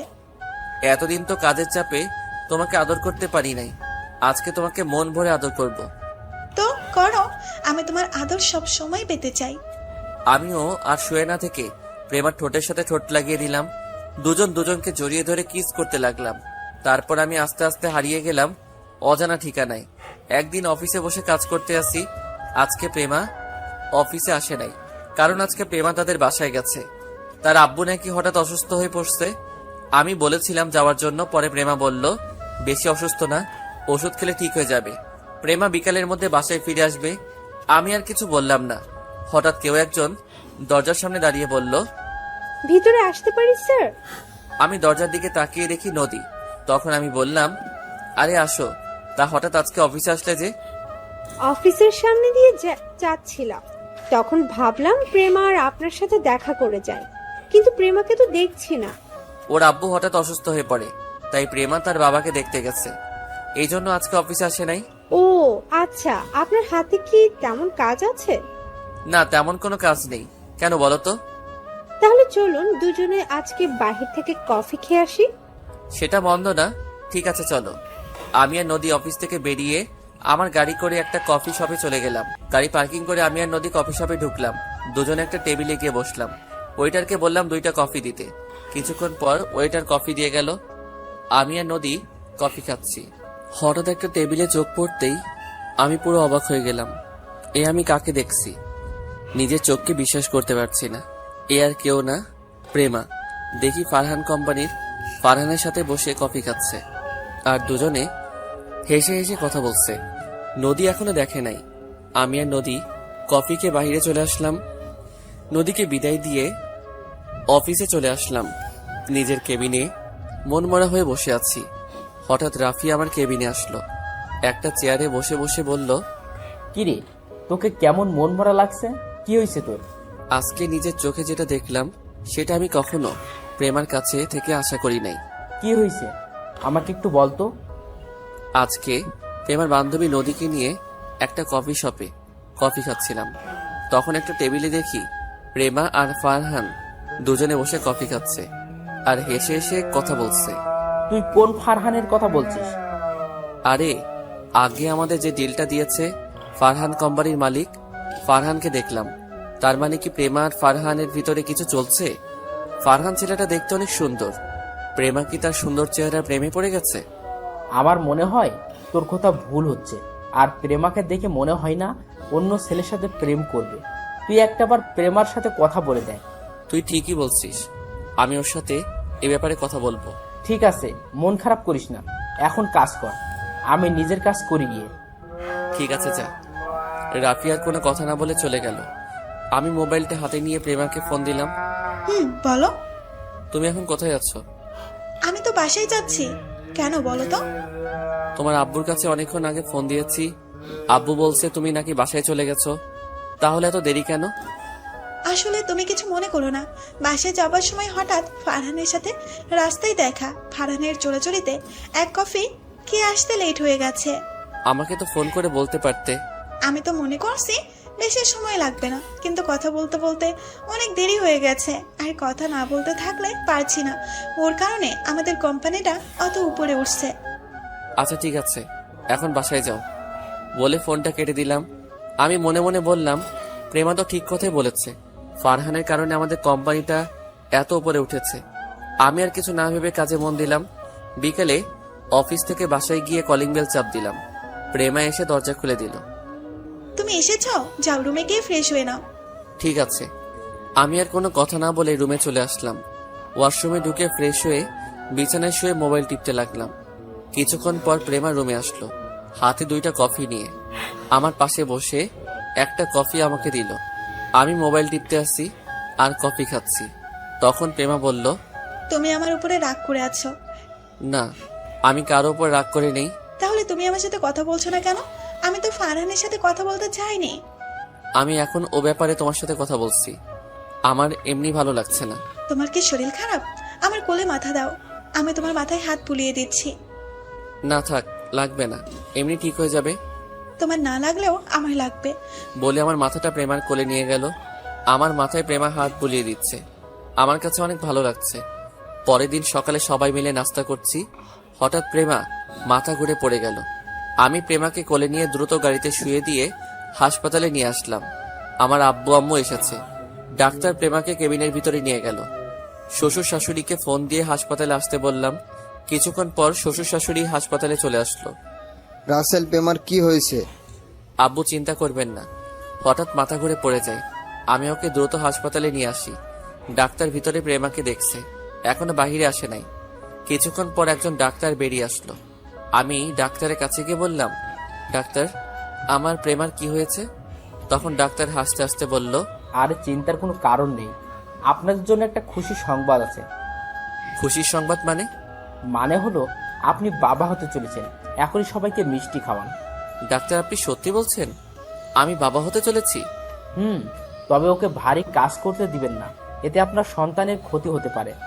ঠিক আছে ডাক্তার, আমরা কি প্রেমার সাথে দেখা করতে পারি? অবশ্যই, আর আপনারা এখনই তাকে বাসায় নিয়ে যেতে পারেন। ধন্যবাদ ডাক্তার। ডাক্তার আর কোনো কথা না বলে চলে গেল। আমরা সবাই প্রেমার কেবিনে ঢুকলাম। সবাই অনেক খুশি। আব্বু আম্মু দাদা দাদি হবে, শ্বশুর শাশুড়ি নানা নানি হবে। আম্মু গিয়ে প্রেমার পাশে বসে বলল, এখন কেমন লাগছে মা? মাথাটা কেমন ঘুরছে। সমস্যা নেই, কিছুক্ষণ পর ঠিক হয়ে যাবে। আরো কিছুক্ষণ কথা বলে প্রেমাকে বাসায় নিয়ে আসলাম। শ্বশুর শাশুড়ি তাদের বাসায় চলে গেল। আমি প্রেমাকে বিছানায় শুইয়ে কিছুক্ষণ রেস্ট নিতে বললাম। 2 দিন পর সবাই বসে রাতের খাবার খাচ্ছি। তখন প্রেমা বলল, আব্বু আম্মু, আমি কালকে থেকে অফিসে বসতে চাই। তুমি তো অসুস্থ, তুমি কিভাবে অফিসে কাজ করবে? আমি এখন সুস্থ আছি, আর হতে এখন অনেক দেরি আছে। তুমি কি পারবে অফিসের কাজ করতে? আমি না পারলে তুমি তো আছোই। ঠিক আছে মা, তুমি যা বলবে তাই হবে। আমিও আর কিছু বললাম না। খাবার খেয়ে নিজের রুমে চলে আসলাম। রুমে এসে বিছানায় শুয়ে মোবাইল টিপতে লাগলাম। কিছুক্ষণ পর প্রেমা রুমে আসলো, আমাকে পিছন থেকে জড়িয়ে ধরলো। আচ্ছা প্রেমা, তুই বাচ্চা না হওয়া পর্যন্ত বাসায় থাকলে কি হয়? আমি বাসা থেকে কি করব? আমার বাসায় ভালো লাগে না, আর এখনো তো অনেক দেরি আছে বাচ্চা হতে। ঠিক আছে, এখন শুয়ে পড়ো। তারপর প্রেমা আমাকে জড়িয়ে ধরে শুয়ে পড়লো। এভাবে দেখতে দেখতে 1 মাস চলে গেল। ফারহানের সাথে আমাদের বন্ধুত্ব হয়ে গেছে। কয়দিন পর পর আমাদের অফিসে আসে। আজকে ফারহান প্রেমাকে অফিসের কি কাজের জন্য রেস্টুরেন্টে ডাকছে। আমাকেও বলছে যাওয়ার জন্য, তবে অফিসের কাজের চাপের জন্য আমি যেতে চাইনি। প্রেমা একা গেছে গাড়ি নিয়ে। আমি অফিসে বসে কাজ করতে লাগলাম। এবার একটু ওদিক থেকে ঘুরে আসি। প্রেমা আর ফারহানের মধ্যে কি কথা হচ্ছে। বলো, কি কাজের জন্য ডেকেছো? ফারহান এইবার একটা গোলাপ নিয়ে প্রেমার সামনে হাঁটু গেড়ে বসে বলতে লাগলো, রেস্টুরেন্টে তারা 2 জন এবং রেস্টুরেন্টের লোক ছাড়া কেউ নেই। প্রেমা, আমি তোমাকে প্রথম যেদিন আমার অফিসে দেখি সেদিন থেকেই আমার তোমাকে ভালো লাগে। এরপর আস্তে আস্তে তোমাকে ভালোবেসে ফেলি। প্লিজ তুমি আমাকে ফিরিয়ে দিও না। আমি সত্যি তোমাকে অনেক ভালোবাসি। এটা তুমি কি বলছো? আমি তোমাকে বন্ধু ছাড়া অন্য কিছু কখনো ভাবিনি। আর তুমি জানো আমার স্বামী আছে, আমার পেটে রাসেলের সন্তান। তুমি কি করে এই কথা বলতে পারলে? আমি তোমার কাছে এরকম কথা কখনো আশা করি নাই। আমি জানি তোমার স্বামী আছে, তোমার পেটে রাসেলের সন্তান। তুমি চাইলে রাসেলকে ডিভোর্স দিয়ে দাও, আমি তোমার সন্তানের কোনো ক্ষতি করতে বলবো না। আর ওই রাসেলের কি আছে? আমার সব কিছু আছে। আমি তোমাকে অনেক সুখে রাখবো। তোমাকে আমি অনেক ভালো মনে করছি, কিন্তু তুমি যে এতটা খারাপ তা আমার জানা ছিল না। আমি রাসেলকে নিয়ে অনেক সুখে আছি। আজকে থেকে তুমি আর আমাদের সাথে যোগাযোগ করবে না। আমি চাই না তোমার কারণে আমাদের সংসারে অশান্তির সৃষ্টি হোক। তুমি কি জানো তুমি অফিসে না থাকলে তোমার স্বামী অফিসে কি করে? তোমার স্বামী তোমার বান্ধবীদের সাথে প্রেম করে। এটা আমি কখনো বিশ্বাস করি না। রাসেলকে আমি ভালো করে চিনি, সে এরকম কাজ কখনো করবে না। আমি জানতাম তোমার বিশ্বাস হবে না। ঠিক আছে, আমার সাথে তোমার অফিসে চলো, তারপর দেখবে তোমার স্বামী অফিসে বসে কি করে। আমার স্বামীর উপর অনেক বিশ্বাস আছে। ঠিক আছে, তুমি যখন বলছো তাহলে চলো। তারপর প্রেমা আর ফারহান অফিসে আসতে লাগলো, আর এদিকে আমি অফিসে বসে কাজ করতে আসি। হঠাৎ নদী আমার কেবিনের সামনে এসে বলল, ভিতরে কি আসতে পারি? আরে নদী, তুমি আসো, বসো। নদী ভিতরে ঢুকে একটা চেয়ারে বসলো। কি ব্যাপার, আজকে প্রেমাকে দেখছি যে? প্রেমা কোথায়? প্রেমা অফিসের কাজের জন্য ফারহান কোম্পানির সাথে দেখা করতে গেছে। ও, তা বলো কি খাবে, চা না কফি? কফি হলে চলবে। আমি পিয়নকে ফোন দিয়ে বললাম 2টা কফি নিয়ে আসতে। কিছুক্ষণ পর পিয়ন কফি নিয়ে আসলো। দুজনে বসে কফি খেতে লাগলাম। রাসেল, তোমার সাথে আমার কিছু কথা আছে। কি কথা বলো? আসলে তোমাকে যেদিন না বুঝে থাপ্পড় মারি, সেদিন থেকে আমার কেমন জানি লাগছে। তোমার সাথে কথা বলতে আমি তোমাকে ভালোবেসে ফেলেছি। এটা তুমি কি বলছো নদী? আমার বিয়ে হয়ে গেছে, আর প্রেমা যদি এটা জানতে পারে তাহলে তোমাকে অফিসে আর আসতে দিবে না। এবং তোমার সাথে বন্ধুত্ব নষ্ট করে দিবে। তোমাকে সত্যি আমি অনেক ভালোবেসে ফেলেছি। প্লিজ তুমি আমাকে ফিরিয়ে দিও না। তুমি প্রেমার বান্ধবী দেখে কিছু করলাম না, তা না হলে এখনই ঘাট ধাক্কা দিয়ে অফিস থেকে বের করে দিতাম। ঠিক আছে, তুমি যখন আমাকে ভালোবাসতে পারবে না তাহলে আমাকে একটা বার জড়িয়ে ধরবে। প্লিজ তুমি না করো না, আমি আর কখনো তোমার কাছে ভালোবাসার কথা বলবো না। আমি ভাবলাম জড়িয়ে ধরতে তো বলছে, এর থেকে তো বেশি কিছু বলে নাই। ঠিক আছে, শুধু বন্ধু বলে জড়িয়ে ধরতে বললাম। নদী চেয়ার থেকে উঠে আসলো, আমিও দাঁড়িয়ে গেলাম। আপনাদের একটা কথা বলে রাখি, নদীর কথাগুলো আমার কেমন খটকা লাগলো, তাই আমার মোবাইলের অডিও চালু করে রাখলাম। এতক্ষণ নদী আমার সাথে কি কথা বলছে সব মোবাইলে সেভ করে রাখলাম। নদী আমাকে জড়িয়ে ধরলো। হঠাৎ কেউ একজন হাততালি দিয়ে কেবিনের ভিতরে ঢুকলো। আমি নদীকে ছাড়িয়ে দেখি প্রেমা আর ফারহান আমার কেবিনে। প্রেমা, তুমি কখন আসলে? কেন? আমি আসাতে বুঝি তোদের সমস্যা হয়ে গেছে? প্রেমা, তুমি আমার কথাটা আগে শোনো। কি শুনবো তোর কাছে? আমি তোকে অনেক বিশ্বাস করেছি, কিন্তু তুই শেষ পর্যন্ত আমাকে ধোকা দিলি কেন রে? আমি কি তোকে কম ভালোবাসা দিয়েছি তার জন্য তুই নদীর সাথে কেবিনে বসে রোমান্স করবি? প্রেমা, তুমি আমাকে ভুল ভাবছো, আমাদের মধ্যে কিছুই নেই। আগে আমার কথাটা শোনো। আমি তোর কোনো কথা শুনতে চাই না। তুই একটা ধোঁকাবাজ। তোকে ভালোবেসে বিয়ে করে আমি জীবনের বড় ভুল করেছি। আমি ধোঁকাবাজ না, আমি তোমাকে অনেক ভালোবাসি। এর ফাঁকে ফারহান আর নদী কেবিন থেকে বেরিয়ে চলে গেল। তাহলে এই ছিল তোর ভালোবাসা? লাস্ট পর্যন্ত আমার বান্ধবীর সাথে এরকম করলি? তুই আজকে বাসায় আয়, আমি তোর মতো বেইমানের সাথে আর সংসার করব না। এই বলে প্রেমা কেবিন থেকে বেরিয়ে গেল। আমাকে সত্যটা বলার সুযোগ দিল না। আমি দাঁড়িয়ে না থেকে প্রেমার পিছনে কেবিন থেকে বেরিয়ে আসলাম। অফিস থেকে বেরিয়ে দেখি প্রেমার গাড়ি চলে গেছে। আমি ম্যানেজারের গাড়ি নিয়ে প্রেমার পিছনে যেতে লাগলাম। যেতে যেতে দেখি প্রেমা তাদের বাসায় আসলো। প্রেমা বাড়ির ভিতরে ঢুকে গেল। আমি তার পিছনে বাসার ভিতরে ঢুকলাম। আমার আগে প্রেমা ভিতরে ঢুকে গেল। আমি গাড়ি পার্কিং করে দরজার সামনে দাঁড়িয়ে কলিং বেল চাপ দিলাম। কিছুক্ষণ পর শ্বশুরবাড়ির কাজের লোক দরজা খুলে দিল। আমি ভিতরে ঢুকে দেখি শ্বশুর শাশুড়ি সোফায় বসে কফি খাচ্ছে আর গল্প করছে। আমাকে দেখে শ্বশুর বলল, আরে রাসেল, প্রেমার কি হয়েছে? দেখলাম কান্না করতে করতে রুমে চলে গেল। তোমার সাথে কিছু হয়েছে? আসলে আব্বু, আমাদের মাঝে একটু ভুল বোঝাবুঝি হয়েছে। প্রেমা সত্যটা না জেনে আমাকে ভুল বুঝছে। কি এমন হয়েছে তোমাদের মধ্যে যে প্রেমা তোমাকে ভুল বুঝলো? আমি শ্বশুর শাশুড়িকে অডিওটা শোনালাম। তখন শ্বশুর বলল, আমার মনে হয় নদী তোমাদের সংসার ভাঙতে চেয়েছে। নদী আমাদের সংসার কেন ভাঙবে? আচ্ছা, নদীর সাথে তোমাদের কিছু হয়েছে? একদিন নদীর সাথে আমি অফিসে ধাক্কা খাই। সেদিন নদী আমাকে না চিনে গায়ে হাত তোলে। তখন প্রেমা এটা শুনে নদীকে 2টা থাপ্পড় মারে। তাহলে এটা নদীর সাজানো নাটক।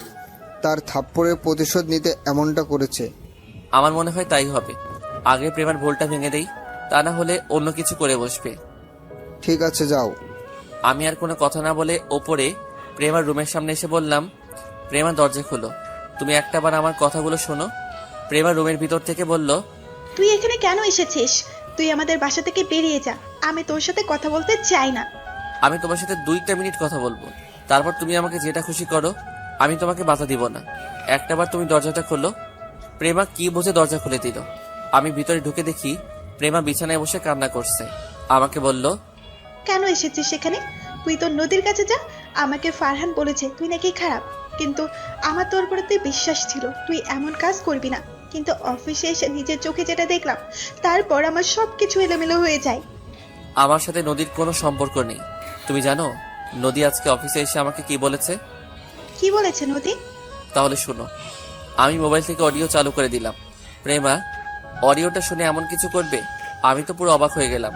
প্রেমা আমার পা ধরে বলতে লাগলো, রাসেল, আমার ভুল হয়ে গেছে, তুমি আমাকে ক্ষমা করে দাও। আমি বুঝতে পারি নাই নদী যে তোমাকে এমন কিছু বলবে। তুমি যদি একটাবার আমার কথাগুলো শুনতে, তাহলে এমন কিছু হতো না। আমি বুঝতে পারি নাই। তুমি যখন নদীকে জড়িয়ে ধরেছো, তখন এটা দেখে আমার পুরো দুনিয়া অন্ধকার হয়ে গেছে।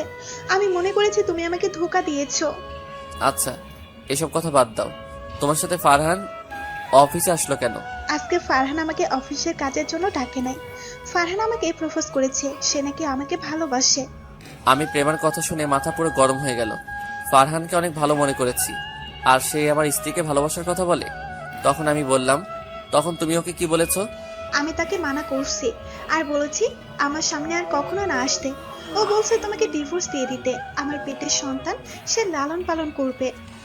আমি ভাবতে পারিনি ফারহান তোমাকে এই কথা বলবে। আর ফারহান সহ অফিসে আসলে কেন? আমি ফারহানকে না করে দেওয়ার পর সে বলে তুমি নাকি নদীকে ভালোবাসো।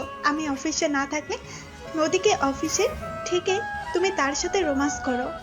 তখন তুমি তার কথা বিশ্বাস করলে? আমি ওকে বলেছি তুমি এমন কাজ কখনো করতে পারো না। তখন সে আমাকে বলল তার সাথে অফিসে আসতে।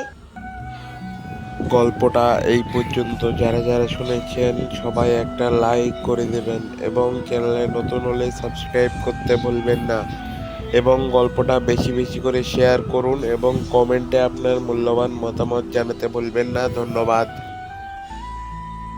অফিসে আসতে। আর তখন অফিসে আসার পর কি হলো তুমি তো সব জানো। আমার একটা জিনিস মাথায় আসছে না, যখন তুমি আমাকে ভুল বুঝে নানান কথা বলছো, তখন নদী আর ফারহান কোনো কথা না বলে অফিস থেকে বেরিয়ে গেল কেন? তারা ওই সময় কিছু বলে নাই কেন? আমার মনে হয় নদী আর ফারহান এর মধ্যে কিছু একটা আছে। তা না হলে ওরা কিছু না বলে চলে গেল কেন? নদী আর ফারহান আমাদের সংসার ভাঙার জন্য মনে হয় এমন করছে। নদী মনে হয় আমাদের উপর প্রতিশোধ নিতে ফারহানের সাথে হাত মিলিয়েছে। আমারও তাই মনে হয়। এখন কি ওদের ধরা যায়? আমি আর তুমি যে মিলে গেছি এটা ওদের বুঝতে দেওয়া যাবে না। তুমি ফারহান আর নদীর সাথে আগের মতো কথা বলবে, তাদের কাছ থেকে সত্যি কথা বের করতে হবে। ঠিক আছে, তুমি যেভাবে বলবে আমি সেইভাবে কাজ করব। ওকে, এখন বাসায় চলো। আব্বু আম্মু আমাদের জন্য চিন্তা করবে। হঠাৎ শাশুড়ি আম্মার রুমে এসে বলল, আজকে আর বাসায় যাওয়া হচ্ছে না, কালকে যাবে, আজকে এখানে থেকে যাও। না আম্মু, শ্বশুর শাশুড়ি বাসায় একা, আমি থাকতে পারবো না। একদিনের জন্য কিছু হবে না, তাদের ফোন করে বলে দাও। ঠিক আছে আম্মু। ওনাদের সাথে কথা বলে দুজনে ফ্রেশ হয়ে আসো, আমি টেবিলে খাবার দিচ্ছি। বলে শাশুড়ি আমার রুম থেকে বেরিয়ে গেল। আমি আর প্রেমা ফ্রেশ হয়ে সবার সাথে খাবার খেয়ে রুমে চলে আসলাম। প্রেমা বাসায় আব্বু আম্মুকে ফোন দিয়ে বলে দিছে আজকে আমরা আসবো না। রাতে প্রেমা আমাকে জড়িয়ে ধরে শুয়ে পড়ল। আপনারা কি ভাবছেন আমি এত সহজে প্রেমাকে ক্ষমা করে দিব? ভুল ভাবছেন। আমি তাকে কিছুদিন কষ্ট দিব। আমার কথা বিশ্বাস না করে আমাকে ধোঁকাবাজ বলেছে। আমি নাকি তার বিশ্বাস রাখতে পারি নাই? আমি একটা বেঈমান। তাকে বুঝিয়ে দিব নিজের আপন মানুষটি এমন কথা বললে কেমন লাগে। আমার কথা পর্যন্ত শুনে নাই, না শুনে আমাকে নানান কথা বলল। পরের দিন সকালে সবার সাথে নাস্তা করে আমি গাড়ি নিয়ে অফিসে চলে আসলাম। প্রেমা পরে আসবে। সবাই আমাকে দেখে অবাক। তারা হয়তো মনে করছে আমাকে অফিস থেকে বের করে দিবে। আসলে গতকাল প্রেমার কথা শুনে অফিসের সবাই দরজার সামনে দাঁড়িয়ে সবকিছু শুনছে। আমি নিজের কেবিনে বসে নদীকে ফোন দিলাম। কি ব্যাপার, তুমি আমাকে ফোন দিলি যে? আমাকে আর তোমাকে তো গতকাল প্রেমা ভুল বুঝছে। সে বলেছে আমাকে ডিভোর্স দিয়ে দিবে। এখন আমি কি করব বলো? তাহলে তুমি আমাকে বিয়ে করে নাও, আমি প্রেমের থেকে তোমাকে অনেক বেশি ভালোবাসা দিব। কিন্তু তোমার আব্বু আম্মু কি আমাকে মেনে নিবে? আমার যদি আগে একটা বিয়ের কথা শুনে। সেটা নিয়ে তোমাকে চিন্তা করতে হবে না, আমি সবকিছু মানিয়ে নিব। ঠিক আছে, তুই সন্ধ্যায় আমার সাথে একটু কফি শপে দেখা করতে পারবে? ওকে, পারব। তুমি অফিস থেকে বেরিয়ে এসে আমাকে ফোন দিও। ঠিক আছে, বাই। এই বলে ফোন কেটে দিলাম। তারপর নিজের কাজগুলো করতে লাগলাম। আর ওদিকে প্রেমা বাসা থেকে ফারহানকে কল দিল। তখন ফারহান ফোন রিসিভ করে বলল, আমি জানতাম তুমি আমাকে ফোন দিবে। তা বলো, কেন ফোন দিয়েছো? তুমি কি সত্যি আমাকে বিয়ে করবে নাকি রাসেলের মতো আমাকে ধোকা দিবে? তুমি আমার উপর বিশ্বাস রাখতে পারো, আমি কখনোই তোমাকে ধোকা দিব না। ঠিক আছে, আমি রাসেলকে ডিভোর্স দিয়ে তোমাকে বিয়ে করব, তবে এখন নয়, আমার সন্তান হওয়ার পর। ফারহান মনে মনে বলতে লাগলো, আমি তোকে কিছুদিন ভোগ করব, তারপর এমনি তোকে ছেড়ে দিব। আমি তো নদীকে ভালোবাসি, তোদের সংসার ভাঙার জন্য এত কিছু করছি। তোর সাহস কি করে হলো আমার ভালোবাসা নদীর গায়ে হাত তোলার? তখন ফারহান বলল, ঠিক আছে, তুমি যা বলবে তাই হবে। আর প্রেমা মনে মনে বলতে লাগলো, তুই ভাবলি কেমন করে আমি রাসেলকে ডিভোর্স দিব? তোর কাছ থেকে সব সত্যি বাহির করে ছাড়বো। ওকে, ঠিক আছে, এখন অফিসে গিয়েই ওই রাসেলকে অফিস থেকে বের করে দিব। আমি তো তোমাকে আগেই বলেছি রাসেল ছেলেটা ভালো না। তুমি আমার কথা বিশ্বাস করলে না। আজকে ওকে সবার সামনে অপমান করে অফিস থেকে বের করে দিবে। ঠিক আছে, বাই। এই বলে প্রেমা ফোন কেটে দিল। মনে মনে বলল, কুত্তার বাচ্চা, তোর সাহস কি করে হয় আমার স্বামীকে অপমান করে বের করে দিতে বললি? রাসেল আমার জান। এসব কিছু ভাবতে ভাবতে গাড়ি নিয়ে অফিসে চলে আসলো। আর আমি অফিসে কাজ করতে লাগলাম। প্রেমা আমার কেবিনে সোজা আসলো, একটা চেয়ারে বসে বলল, আমি ফারহানের সাথে কথা বলেছি। তো কি কথা বলেছো? তারপর আমাকে সব খুলে বলল। ওকে, এখন অফিসের সবার সামনে দিয়ে আমাকে অফিস থেকে বের করে দাও। আমি কিছুদিন অন্য জায়গায় থাকবো। কিন্তু তোমাকে ছাড়া আমি থাকবো কেমন করে? আরে আমাদের তো ফোনে কথা হবে। আর এই ফারহানা নদীকে উচিত শিক্ষা না দিলে আমার মন কখনো শান্ত হবে না। আমি ওদের তিলে তিলে কষ্ট দিব। আমাদের সুখী সংসার ভাঙতে আসে। ঠিক আছে, এখন তুমি তৈরি হয়ে নাও। আমি প্রেমার কথা মতো নিজেকে ঠিক করে নিলাম। তারপর প্রেমা আমাকে কেবিন থেকে বের করে সবার সামনে বলল, তোকে অফিসে আসতে কে বলেছে? তোর মতো ছেলেকে আমি বিয়ে করে অনেক বড় ভুল করেছি। তুই এক্ষুনি অফিস থেকে বেরিয়ে যা। আমি সময় মতো তোর ডিভোর্স পেপার পাঠিয়ে দেব। প্রেমা আমার ভুল হয়ে গেছে, আমাকে তুমি মাফ করে দাও। আর জীবনে এমন কাজ কখনো করব না। আমাকে আর একটা বার সুযোগ দাও। তোর মতো ছেলেকে বিশ্বাস করে আমার জীবনের বড় ভুল করেছি আমি। আমি তোকে আর বিশ্বাস করি না। তুই এক্ষুনি বের হয়ে যা অফিস থেকে। ঠিক আছে, আমি চলে যাচ্ছি। তুমি ভালো থেকো। আমার থেকে ভালো ছেলে পেলে বিয়ে করে নিও। এই কথা বলে আমি অফিস থেকে বেরিয়ে গেলাম। আপনাদের মাথায় এখন কিছুই ঢুকবে না। গল্পের সাথে থাকুন, সব দেখতে পাবেন আমাদের প্ল্যান কি করছি। আমরা তাদের শাস্তি তো দিবই, আমরা আরো জিনিস তাদের সাথে করব। আমি অফিস থেকে বেরিয়ে একটা রিক্সা নিয়ে বাসায় চলে আসলাম। কলিং বেল চাপ দেওয়ার পর আম্মু এসে দরজা খুলে দিল। আমাকে দেখে বলল, কিরে রাসেল, তুই আজকে এত তাড়াতাড়ি অফিস থেকে চলে আসলি যে? প্রেমা কোথায়? আম্মু, আমি তোমাকে পরে সবকিছু খুলে বলবো। আমি আগে একটু রুমে গিয়ে ফ্রেশ হয়ে নেই। আমি আর কোনো কথা না বলে রুমে এসে ফ্রেশ হয়ে বিছানায় শুয়ে মোবাইল হাতে নিয়ে প্রেমাকে ফোন দিলাম। বলো। অফিসের লোকজন কিছু বলেছে? বলেছে। তারা বলল তোমার মতো ছেলেকে অফিস থেকে বের করে দিয়ে অনেক ভালো করছি। এদের মতো ছেলেকে পুলিশে দেওয়া উচিত। তখন তুমি কি বলেছো? আমি ওদের বলেছি যার যার জায়গায় গিয়ে কাজ করতে। আমারটা আমি দেখে নেব। তুমি জানো, ওদের কথা শুনে আমার অনেক খারাপ লাগছে। আমি কেবিনে এসে কান্না করে দিলাম। আরে এত কান্না করা কেন? পরে সবাইকে বুঝিয়ে বলে ঠিক হয়ে যাবে। আমাদের যত তাড়াতাড়ি সম্ভব কাজটা শেষ করতে হবে। আর আমাদের সন্তান তোমার পেটে। 2-3 মাস পর থেকে তো আর তুমি অফিসে আসতে পারবে না। ঠিক বলেছো। আচ্ছা, এখন রাখি। ফারহান ফোন দিয়েছে। ওকে, ঠিক আছে। আর আমি যেভাবে বলছি সেভাবে কথা বলে যাবে। আমি সন্ধ্যায় নদীর সাথে দেখা করব। ওকে, ঠিক আছে। আল্লাহ হাফেজ। আল্লাহ হাফেজ বলে ফোনটা কেটে দিলাম। দুপুরে আব্বু আমার সাথে বসে খাবার খেতে লাগলাম। তখন আব্বু বলল, কিরে তুই বাসায়? প্রেমা কোথায়? আসলে আব্বু, প্রেমা 1 মাসের মতো বাসায় আসবে না। কেন, কি হয়েছে ওর? তারপর আব্বু আম্মুকে সবকিছু খুলে বললাম। তবে তুই সবসময় প্রেমাকে চোখে চোখে রাখবি। ওই ছেলে যেন প্রেমার কিছু করতে না পারে। সেটা নিয়ে তোমাদের চিন্তা করতে হবে না। আমি প্রেমার পিছনে সবসময় লোক লাগিয়ে রাখবো। ঠিক আছে, এখন খাবার খেয়ে নেয়। আমি খাবার খেয়ে রুমে চলে আসলাম। সন্ধ্যায় আব্বু আম্মুকে বলে বাসা থেকে বেরিয়ে একটা রিক্সা নিয়ে রেস্টুরেন্টের সামনে চলে আসলাম। এবার আপনাদের একটা কথা বলি। নদীর সাথে বন্ধুত্ব করার পরে নদী আমাকে ভালোবেসে ফেলে। আপনারা হয়তো বলবেন আমি জানতাম কেমন করে। আসলে নদী রাইসার বিয়ের সময় একটা মেয়ের সাথে কথা বলতে শুনেছি।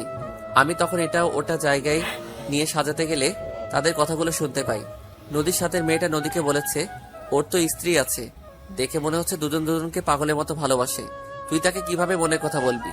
তখন নদী বলল, আমি আগের প্রেমার চোখে রাসেলকে খারাপ বানাবো, তারপর রাসেলকে আপন করে নিব।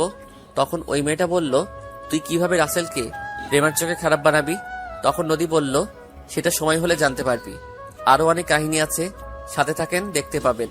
এখনো আপনাদের মাথায় কিছুই ঢুকবে না। আমি রেস্টুরেন্টের ভিতরে ঢুকে একটা টেবিলের সামনে গিয়ে চেয়ার টেনে বসলাম। কিছুক্ষণ পর নদী আসলো, আমার সামনে চেয়ারে বসে বলল, বলো, কেন ডেকেছো? তোমার জন্য তো প্রেমা আমাকে ভুল বোঝাচ্ছে, আমাকে আজকে অফিস থেকে বের করে দিছে। এখন আমি কি করব? সমস্যা নেই, তুমি আমাদের অফিসে কাজ করো, দুজনে মিলে অফিসটা চালাবো। তোমার আব্বু কিছু বলবে না? আমার উপরে আব্বু কখনো কথা বলে না। আজকে তোমাকে আমি একটা সত্যি কথা বলি। আসলে আমি তোমাকে আগে থেকেই ভালোবাসি, কিন্তু প্রেমার কারণে বলতে পারি না। প্রেমা সারাক্ষণ আমাকে প্যারার উপরে রাখে। কি, তুমি সত্যি বলছো? আমি সত্যি বলছি। তুমি জানো আমিও তোমাকে অনেক আগে থেকে ভালোবাসি, কিন্তু প্রেমার জন্য বলতে পারি না। আসলে প্রেমাকে আমার একটু ভালো লাগে না, ওর থেকে মুক্তি পেয়ে অনেক ভালো লাগছে। প্রেমার আগে যদি তোমাকে দেখতাম তাহলে তোমাকে বিয়ে করতাম। তাহলে আমার কাজটা করা ঠিক হয়েছে। মানে কি কাজ? আরে, তোমাকে জড়িয়ে ধরা, তা না হলে তো প্রেমা তোমাকে ছেড়ে দিত না। একদম ঠিক কাজ করেছো। এখন আমি তোমাকে বিয়ে করে নিব। ঠিক আছে, আমি আব্বু আম্মুর সাথে কথা বলবো। এখন বলো না, আগে তোমার অফিসে কাজ করি এক মাসের মতো, তোমার বাবার মন জয় করি, তাহলে তোমার আব্বু বিয়েতে রাজি হবে। ঠিক বলেছো, তুমি কালকে আমাদের অফিসে চলে এসো। আচ্ছা ঠিক আছে। তারপর আরো কিছুক্ষণ কথা বলে রেস্টুরেন্ট থেকে বেরিয়ে নদীকে বিদায় দিয়ে আমার এক বড় ভাইয়ের কাছে গেলাম। তিনি সবসময় ভালো কাজ করে। আরে রাসেল, তুমি হঠাৎ আমার এখানে? ভাইয়া, আমার কয়জন লোক লাগবে আমার স্ত্রীকে চোখে চোখে রাখার জন্য। কেন, তোমার পিছনে কেউ লাগছে? আমাকে শুধু একবার বলো, একবারে উচিত শিক্ষা দিয়ে দেব। আসলে ভাইয়া তেমন কিছু না। তারপর ভাইয়াকে সবকিছু খুলে বললাম। সমস্যা নেই, আমার লোক সব সময় তোমার বইয়ের পিছনে থাকবে। ভাইয়া, তোমাকে কত দিতে হবে? একটা থাপ্পড় দিব। তুই ভাবলি কি করে আমি তোর কাছ থেকে টাকা নিব? তুই না থাকলে আমি এতক্ষণ উপরে থাকতাম। ঠিক আছে ভাইয়া, আমি ঠিকানা দিয়ে যাচ্ছি, সকালে বলবেন এই বাসার সামনে চলে যেতে। আমার বউ লোক দেখে চিনে ফেলবে, কিন্তু ফারহান যেন বুঝতে না পারে। সমস্যা নেই, তুই এখন বাসায় চলে যা। সকালে আমার লোক তোর বইয়ের বাসার সামনে চলে যাবে। ধন্যবাদ ভাইয়া, আমি এখন আসি। এই বলে ভাইয়ার ওখান থেকে চলে আসলাম। আসলে আমি একদিন অফিস থেকে আসার সময় রাস্তায় দেখি ভাইয়াকে কিছু ছেলে মারতে আসছে। তখন আমি ওখানে ছুটে গেলাম। আমি ওদের সবাইকে মারতে লাগলাম। ছেলেগুলো মার খেয়ে দৌড় দিয়ে পালালো। সেই থেকে ভাইয়ার সাথে পরিচয়। রাতে সবার সাথে খাবার খেয়ে রুমে এসে বিছানায় শুয়ে মোবাইল হাতে নিয়ে দেখি প্রেমা অনেকগুলো ফোন দিচ্ছে। তাই ফোন ব্যাক করলাম। বলো, এত ফোন দিচ্ছ কেন? তুমি এতক্ষণ কোথায় ছিলে? আমি কতগুলো ফোন দিছি।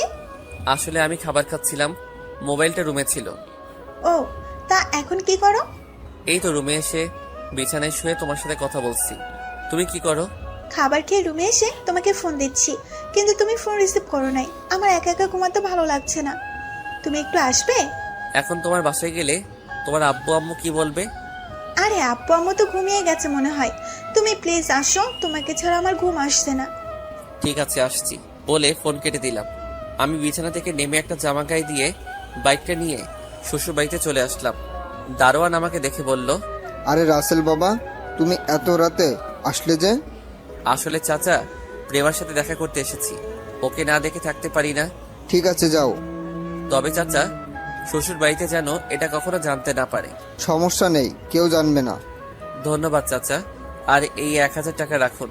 লাগবে না বাবা, এমনি তুমি আমাকে অনেক টাকা দিয়েছো। আরে রাখুন চাচা, মনে করেন আপনার ছেলে দিয়েছে। চাচা টাকাটা রাখলো। তারপর আমি দরজার সামনে এসে প্রেমাকে ফোন দিয়ে বললাম দরজা খোলার জন্য। কিছুক্ষণ পর প্রেমা এসে দরজা খুলে দিল। আমার হাত ধরে ভিতরে ঢুকিয়ে দরজা লাগিয়ে রুমে নিয়ে আসলো। তারপর এমন কিছু করবে সেটা আমি কখনো ভাবিনি। প্রেমা আমাকে রুমে ঢুকিয়ে জড়িয়ে ধরে ঠোঁটের সাথে ঠোঁট লাগিয়ে দিল। দুজন দুজনকে জড়িয়ে ধরে কিস করতে লাগলাম। প্রায় 5 মিনিট পর ছেড়ে দিলাম। তোমাকে ছাড়া ঘুম আসছে না, এখন আমাকে জড়িয়ে ধরে শুয়ে পড়ো। আরে তোমার আব্বু আম্মু আমাকে দেখলে কি বলবে? সমস্যা নেই, আমি তোমাকে সকালে ভোরে ঘুম থেকে জাগিয়ে দেব। ঠিক আছে, এখন বলো, ফারহানের সাথে আর কথা হয়েছে? হয়েছে, আমি অফিস থেকে ওকে ফোন দিয়ে বলেছি তোমাকে অফিস থেকে বের করে দিছি, কয়েকদিন পর ডিভোর্স পেপার পাঠিয়ে দেব। তখন ফারহান কি বলল?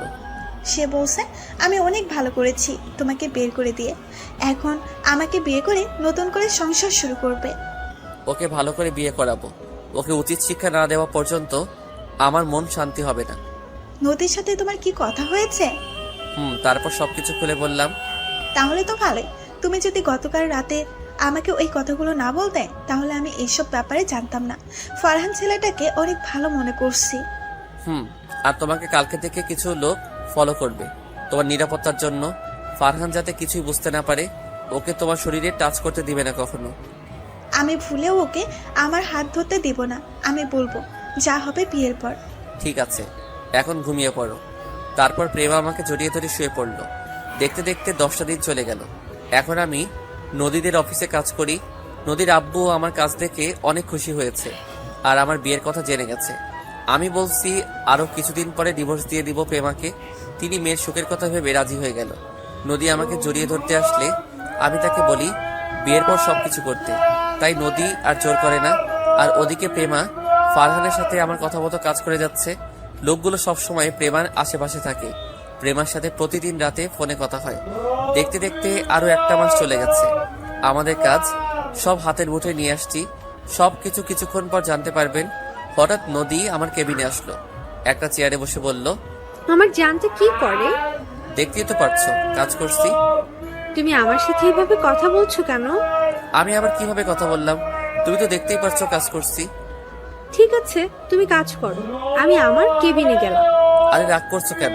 আমি একটা জায়গায় মিলাতে পারছি না, তাই মাথা গরম ছিল। এখন মিলাতে পারছি। প্লিজ তুমি রাগ করো না। তুমি রাগ করলে পেতনির মতো লাগে। নদী আমার কথা শুনে বলল, কি? আমাকে পেতনির মতো লাগে? আজকে তোমাকে মেরেই ফেলবো। সরি সরি, আর বলবো না। এখন এখানে তোমার একটা সাইন করে দাও। দাও, দিচ্ছি। ফাইলটা একটু দেখে সাইন করো। দেখা লাগবে না। আমি মনে মনে বললাম, নদী তুমি জীবনের ভুলটা আজকে করলে, ফাইলটা একটু দেখলে না। নদী সাইন করে কিছুক্ষণ আমার সাথে দুষ্টামি করে নিজের কেবিনে চলে গেল। আর ওদিকে প্রেমা আর ফারহান রেস্টুরেন্টে বসে কথা বলছে। চলুন দেখি তারা কি কথা বলছে। প্রেমা চলো, আমরা দুজন বিয়ে করে ফেলি। আমি তোমাকে ছাড়া থাকতে পারছি না। ঠিক আছে, কালকে কাজী অফিসে বিয়েটা সেরে নেব। তবে বাচ্চা হওয়ার আগে আমাদের মাঝে কিছুই হবে না। ঠিক আছে, তুমি যা বলবে তাই হবে। ফারহান মনে মনে বলতে লাগলো, আগে বিয়েটা হয়ে যাক, তারপর তোমাকে জোর করে ভোগ করবো। ওকে, আজকে আমি বাসায় যাই। কালকে এই কাজী অফিসে চলে আসবে, বিকেল 5টায় আসবে। আমি তোমার জন্য অপেক্ষা করব। আচ্ছা ঠিক আছে। প্রেমা রেস্টুরেন্ট থেকে বেরিয়ে গাড়ি নিয়ে সোজা বাসায় চলে আসলো। রাতে প্রেমা আমাকে ফোন দিল, কেমন আছো, কি করো? আমি ভালো থাকি, কি করে তোমাকে ছাড়া? আর 2-3টা দিন ধৈর্য ধরো, তারপর আবার আগের মতো থাকতে পারবে। আজকে আমি ফারহানকে বিয়ের কথা বলার আগে ফারহান নিজেই বলল আমি তাকে কালকে কাজী অফিসে আসতে বলছি। ওকে, সমস্যা নেই। আমি কাজের সাথে কথা বলে সবকিছু ঠিক রাখতে বলছি। ঠিক আছে, এখন বলো ওদিকের কি খবর? আজকে আমার কাজ শেষ হয়েছে, নদীর থেকে সাইন নিয়ে নিছি। এখন শুধু তোমারটার অপেক্ষা। ওটা হাতে আসলে আমাদের কাজ শুরু হয়ে যাবে। আমার না ভয় হচ্ছে, যদি উল্টাপাল্টা কিছু হয়ে যায়। আরে কিছুই হবে না, আমি আছি তো তোমার পাশে। আচ্ছা, কালকে কথা বলবো। ফারহান ফোন দিচ্ছে। ঠিক আছে, বাই। এই বলে আমি ফোন কেটে দিলাম। আর ওদিকে প্রেমা ফারহানের ফোন রিসিভ করার পর ফারহান বলল, কি ব্যাপার, তুমি কার সাথে কথা বলছিলে? আরে আমার অফিসের ম্যানেজার আঙ্কেল ফোন দিচ্ছে, অফিসের কাজের ব্যাপারে কথা বলছি। ও, তা এখন কি করো? খাওয়া দাওয়া করেছো? খাওয়া দাওয়া হয়েছে, আর এখন তোমার সাথে কথা বলছি। তোমার খাওয়া দাওয়া হয়েছে? হয়েছে। তারপর তারা আরো কিছুক্ষণ কথা বলে ফোন কেটে দিল। প্রেমা ঘুমিয়ে পড়ল। আসুন আপনাদের সাথে কিছু কথা বলি। প্রেমাকে আমি প্রথমে কষ্ট দিব মনে করছি, কিন্তু পরে ফারহান আর নদীর পরিবারের ব্যাপারে কিছু কথা বলার পর প্রেমা রাজি হয়ে যায়। আর আমি কাজটা একা করতে পারবো না, তাই প্রেমার সাথে শেয়ার করি। প্রেমা আমার কথায় রাজি হয়ে যায়। রাজি হওয়ার কারণে তাকে কষ্ট দেইনি। পরে আমরা একটা প্ল্যান করি। কি প্ল্যান করছি তা 2 দিন পর জানতে পারবেন। ফারহান আর নদীকে নকল একটা ডিভোর্স পেপার দেখালাম। তারা মনে করছে আমাদের মধ্যে ডিভোর্স হয়ে গেছে। এবার চলুন ফারহান আর নদীর মধ্যে কি হচ্ছে। কি ব্যাপার নদী, তুমি এখন আমার সাথে আগের মতো কথা বলো না কেন? তুমি আমাকে ভুলে যাও ফারহান। আমি রাসেলকে ভালোবেসে ফেলেছি, ওকে আমার মনের ভেতর জায়গা দিয়ে দিয়েছি। এটা তুমি কি বলছো? আমাদের আজ 1 বছরের রিলেশন, আর তুমি এখন কি বলছো? তোমার সাথে মিলে রাসেল আর প্রেমার সংসার ভাঙছি, আর এখন তুমি কি বলো? সেটার জন্য তোমাকে ধন্যবাদ। তুমি প্রেমাকে বিয়ে করে নাও, আমি রাসেলকে বিয়ে করে নিই। আমি তোমাকে ছাড়া থাকতে পারবো না। তুমি কেমন ছেলে আমার ভালো করে জানা আছে। তুমি মেয়েদের ফাঁদে ফেলে তাদের জীবনটা নষ্ট করে নতুন আরেকটা ধরো। বাহ বাহ, তুমি আমার কথাই বললে। তুমি কেমন মেয়ে সেটা আমি জানি না। তুমি শিয়াবের সাথে কি করেছো আমি সবকিছু জানি। ওর সাথে তো মিথ্যা প্রেমের অভিনয় করছি, একমাত্র তাদের সম্পত্তির লোভে। তাই ওর থেকে সবকিছু নিয়ে রাস্তায় নামিয়ে দিয়েছি। ও, তার মানে আমার সাথেও এমন কিছু করতে, তাই না? কিন্তু আমার কিছুই তুমি নিতে পারবে না। ঠিকই ধরেছিস। এখন ফোন রাখ, তোর সাথে কথা বলতে আমার ভালো লাগে না। এই বলে নদী ফোন কেটে দিল। আর ফারহান মনে মনে বলতে লাগলো, আরে নদী তুই কি মনে করেছিস আমি তোকে হারে হারে চিনি, তাই তোর সাথে আমিও প্রেমের অভিনয় করে গেছি। এখন প্রেমাকে বিয়ে করে তাদের সব সম্পত্তি দখল করে নিব, তারপর প্রেমাকে ঘাট ধাক্কা দিয়ে বাসা থেকে বের করে দিব। পরের দিন বিকেলে কাজী আমার কথা মতো সবকিছু ঠিক করে রেখেছে। প্রেমা আর ফারহান সাইন করলো, কিন্তু ফারহান সাইন করার আগে পেপারটা পড়ে দেখলো না। তারপর প্রেমা আর ফারহান কাজী অফিস থেকে বেরিয়ে যে যার বাসায় চলে আসলো। আর এদিকে আমি নিজের কেবিনে ক্যামেরা সেটিং করে নদীকে আমার কেবিনে আসতে বললাম। কিছুক্ষণ পর নদী আমার কেবিনের ভিতরে ঢুকে একা চেয়ারে বসলো। তখন নদী বলল, বলো, কেন রেখেছো আমাকে? আচ্ছা নদী, তুমি আমার কাছে একটা সত্যি কথা বলবে? কি কথা বলো? তুমি কি শিহাব নামে কাউকে চিনো? শিহাব নামে আমি একজনকে চিনতাম। কেন বলো তো? তুমি কি শিহাবকে ভালোবাসতে? আমি ওকে ভালোবাসতাম, তবে এখন আর ভালোবাসি না। এখন তোমাকে ভালোবাসি। ওর কথা আমি ভুলেই গেছি। তুমি কি তাকে সত্যিকারে ভালোবেসেছো? আসলে আমি তাকে সত্যিকারে ভালোবাসি নাই, তার সাথে প্রেমের অভিনয় করে তাদের সব সম্পত্তি দখল করে নিয়েছি। তুমি এটা ওর সাথে করলে কেন? এটা কি তুমি একাই করেছো? এটা আমি একা করি নাই, সাথে আমার বাবাও ছিল। আর ওর সাথে এটা করার কারণ, সে মেয়েদের নিয়ে মজা করতো, বেশি ভাব দেখাতো। তাই ওর সাথে প্রেমের অভিনয় করে আমি আর আব্বু ওদের সবকিছু নিয়ে রাস্তায় নামিয়ে দিয়েছি। তাই বলে এমনটা করবে ওর সাথে? করেছি, বেশ করেছি। আচ্ছা, তুমি ওর কথা বলছো কেন? তুমি কি শিহাবকে চেনো? আমি ওকে চিনি না। গতকাল রাস্তায় হঠাৎ আমার গাড়ির সামনে এসে ধাক্কা খায়, তখন আমি তাকে হাসপাতালে নিয়ে যাই। তারপর আমাকে এই কথাগুলো বলল। ওর কথা তোমাকে চিন্তা করতে হবে না, এখন আমাদের বিয়ের ব্যাপারে চিন্তা করো। ঠিক আছে, কালকে আমি আব্বু আম্মুকে নিয়ে তোমাদের বাসায় যাব বিয়ের কথাবার্তা বলতে। ঠিক আছে, এখন আমি কেবিনে গেলাম, হাতে কিছু কাজ আছে। ওকে যাও।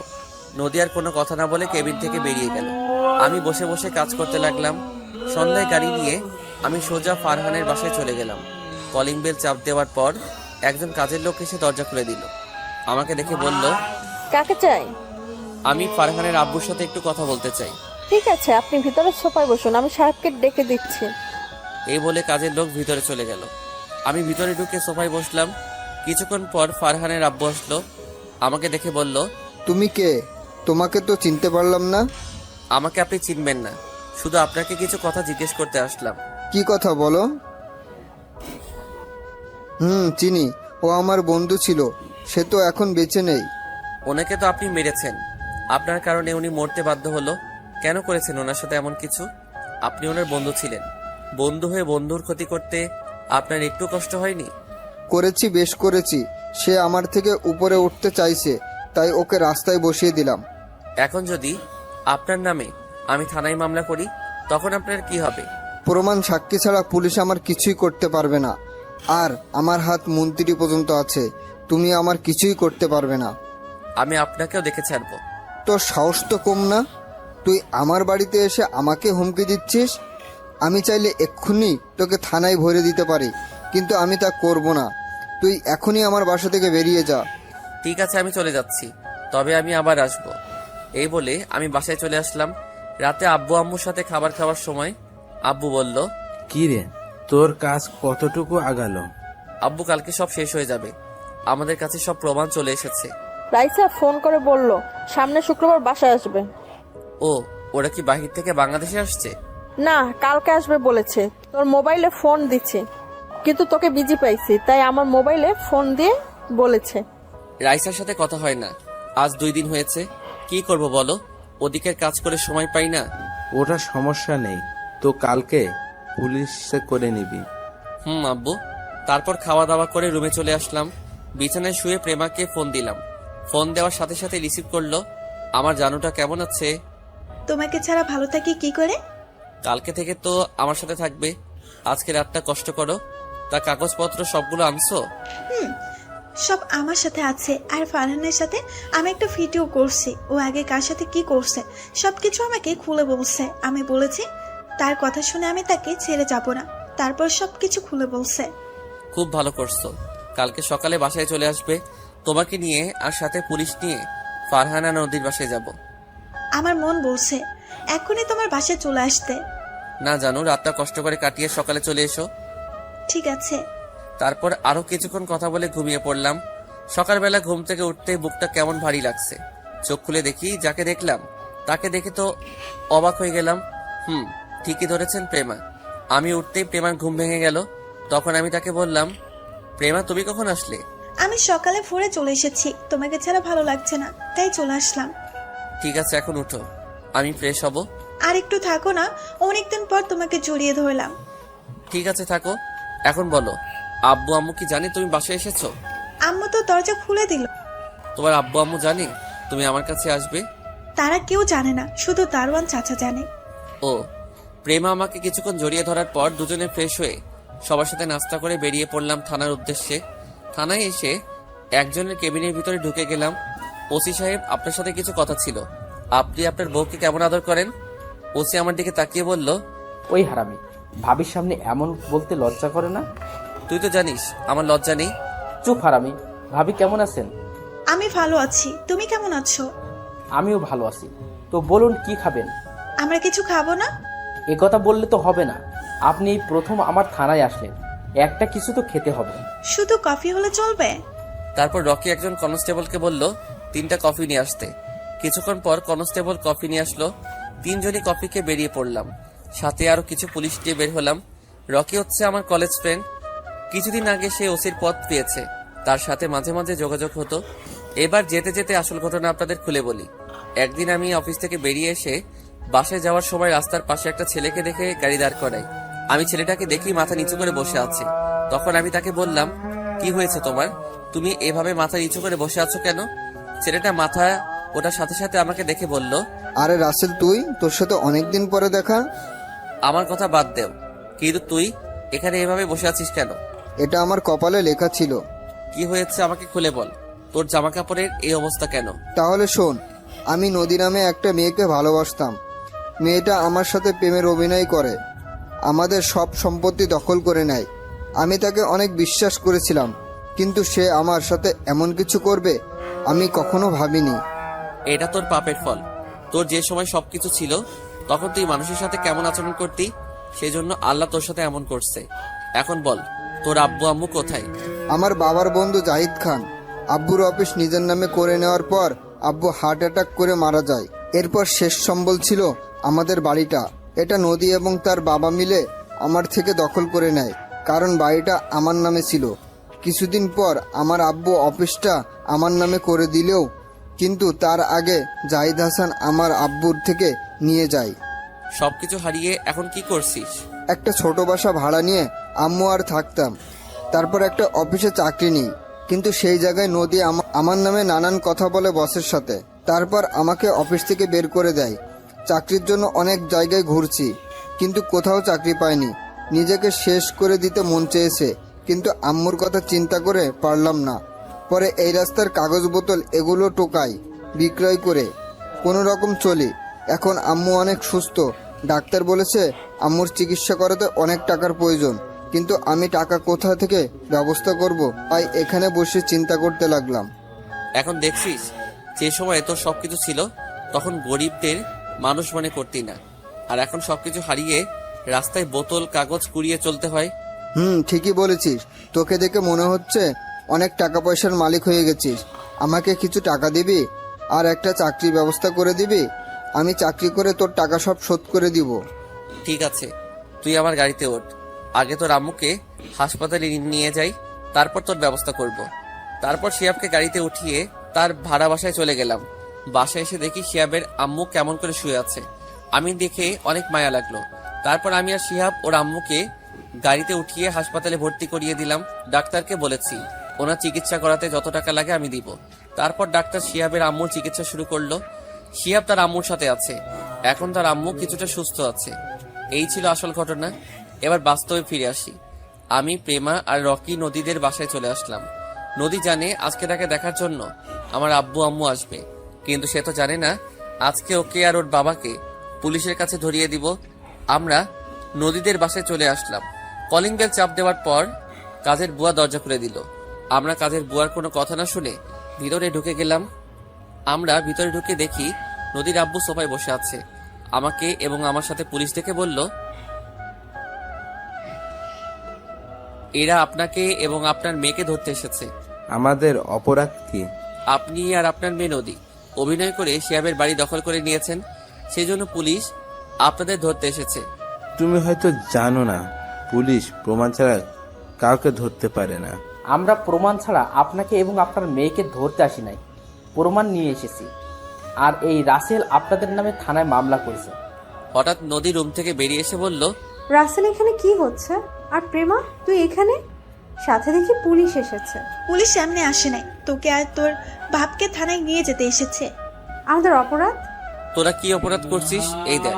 তারপর নদী আমার সাথে যে কথা বলল সবগুলো দেখালাম। তখন নদী বলল, রাসেল, তুমি আমার সাথে বেইমানি করলে। আমি তোমাকে বিশ্বাস করে সবকিছু খুলে বলেছি। বিশ্বাস তো আমার ফ্রেন্ড শিয়াবও তোদের করেছে। বিনিময়ে তোরা কি করছিস ওর সাথে? তার শেষ সম্বল বাড়িটাও নিয়ে নিলি তুই আর তোর বাপ। চিন্তা করিস না নদী, আমাদের থানায় বেশিক্ষণ আটকিয়ে রাখতে পারবে না। টাকা দিলে এমনি আমাদের ছেড়ে দিবে। আপনি ভুল ভাবছেন, কারণ এখন আপনাদের কিছুই নেই। আমি জানি আপনার সব সম্পদের মালিক নদী, তাই ওর কাছ থেকে সবকিছু সাইন করে নিয়ে নিছি। এখন আপনি রাস্তার ফকির। আপনারা যেভাবে শিয়াব থেকে অভিনয় করে সব সম্পত্তি দখল করে নিছেন, আমিও আপনার মেয়ের সাথে অভিনয় করে সবকিছু লিখে নিছি।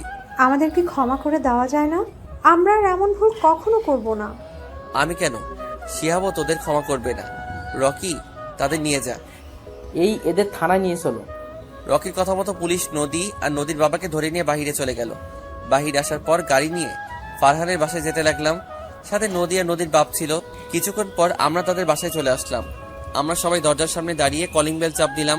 কাজের বুয়া এসে দরজা খুলে দিল। এখানে ও কোনো কথা না বলে ভিতরে ঢুকে গেলাম। ভিতরে ঢুকে দেখি বাপ ছেলে সোফায় বসে কফি খাচ্ছে আর গল্প করছে। আমাদের দেখে ফারহান বলল, আরে প্রেমা, তুমি হঠাৎ আমাদের বাসায়? আবার সাথে দেখি রাসেল এবং পুলিশ, মানে কি? সেটা কিছুক্ষণ পরে বুঝতে পারবি। তুই আবার এসেছিস আমার বাসায়? সাথে পুলিশ নিয়ে এসেছিস? তুই জানিস আমি একটা ফোন দিলে তোর সাথের পুলিশ ভয়ে বেরিয়ে যাবে। তাই নাকি মিস্টার জাহিদ হাসান?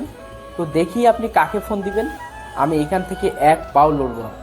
ফারহানের আব্বু মোবাইল নিয়ে কাকে যেন ফোন দিল। তখন তার সাথে কথা বলে রকির কাছে ফোন দিল। নে কথা বল।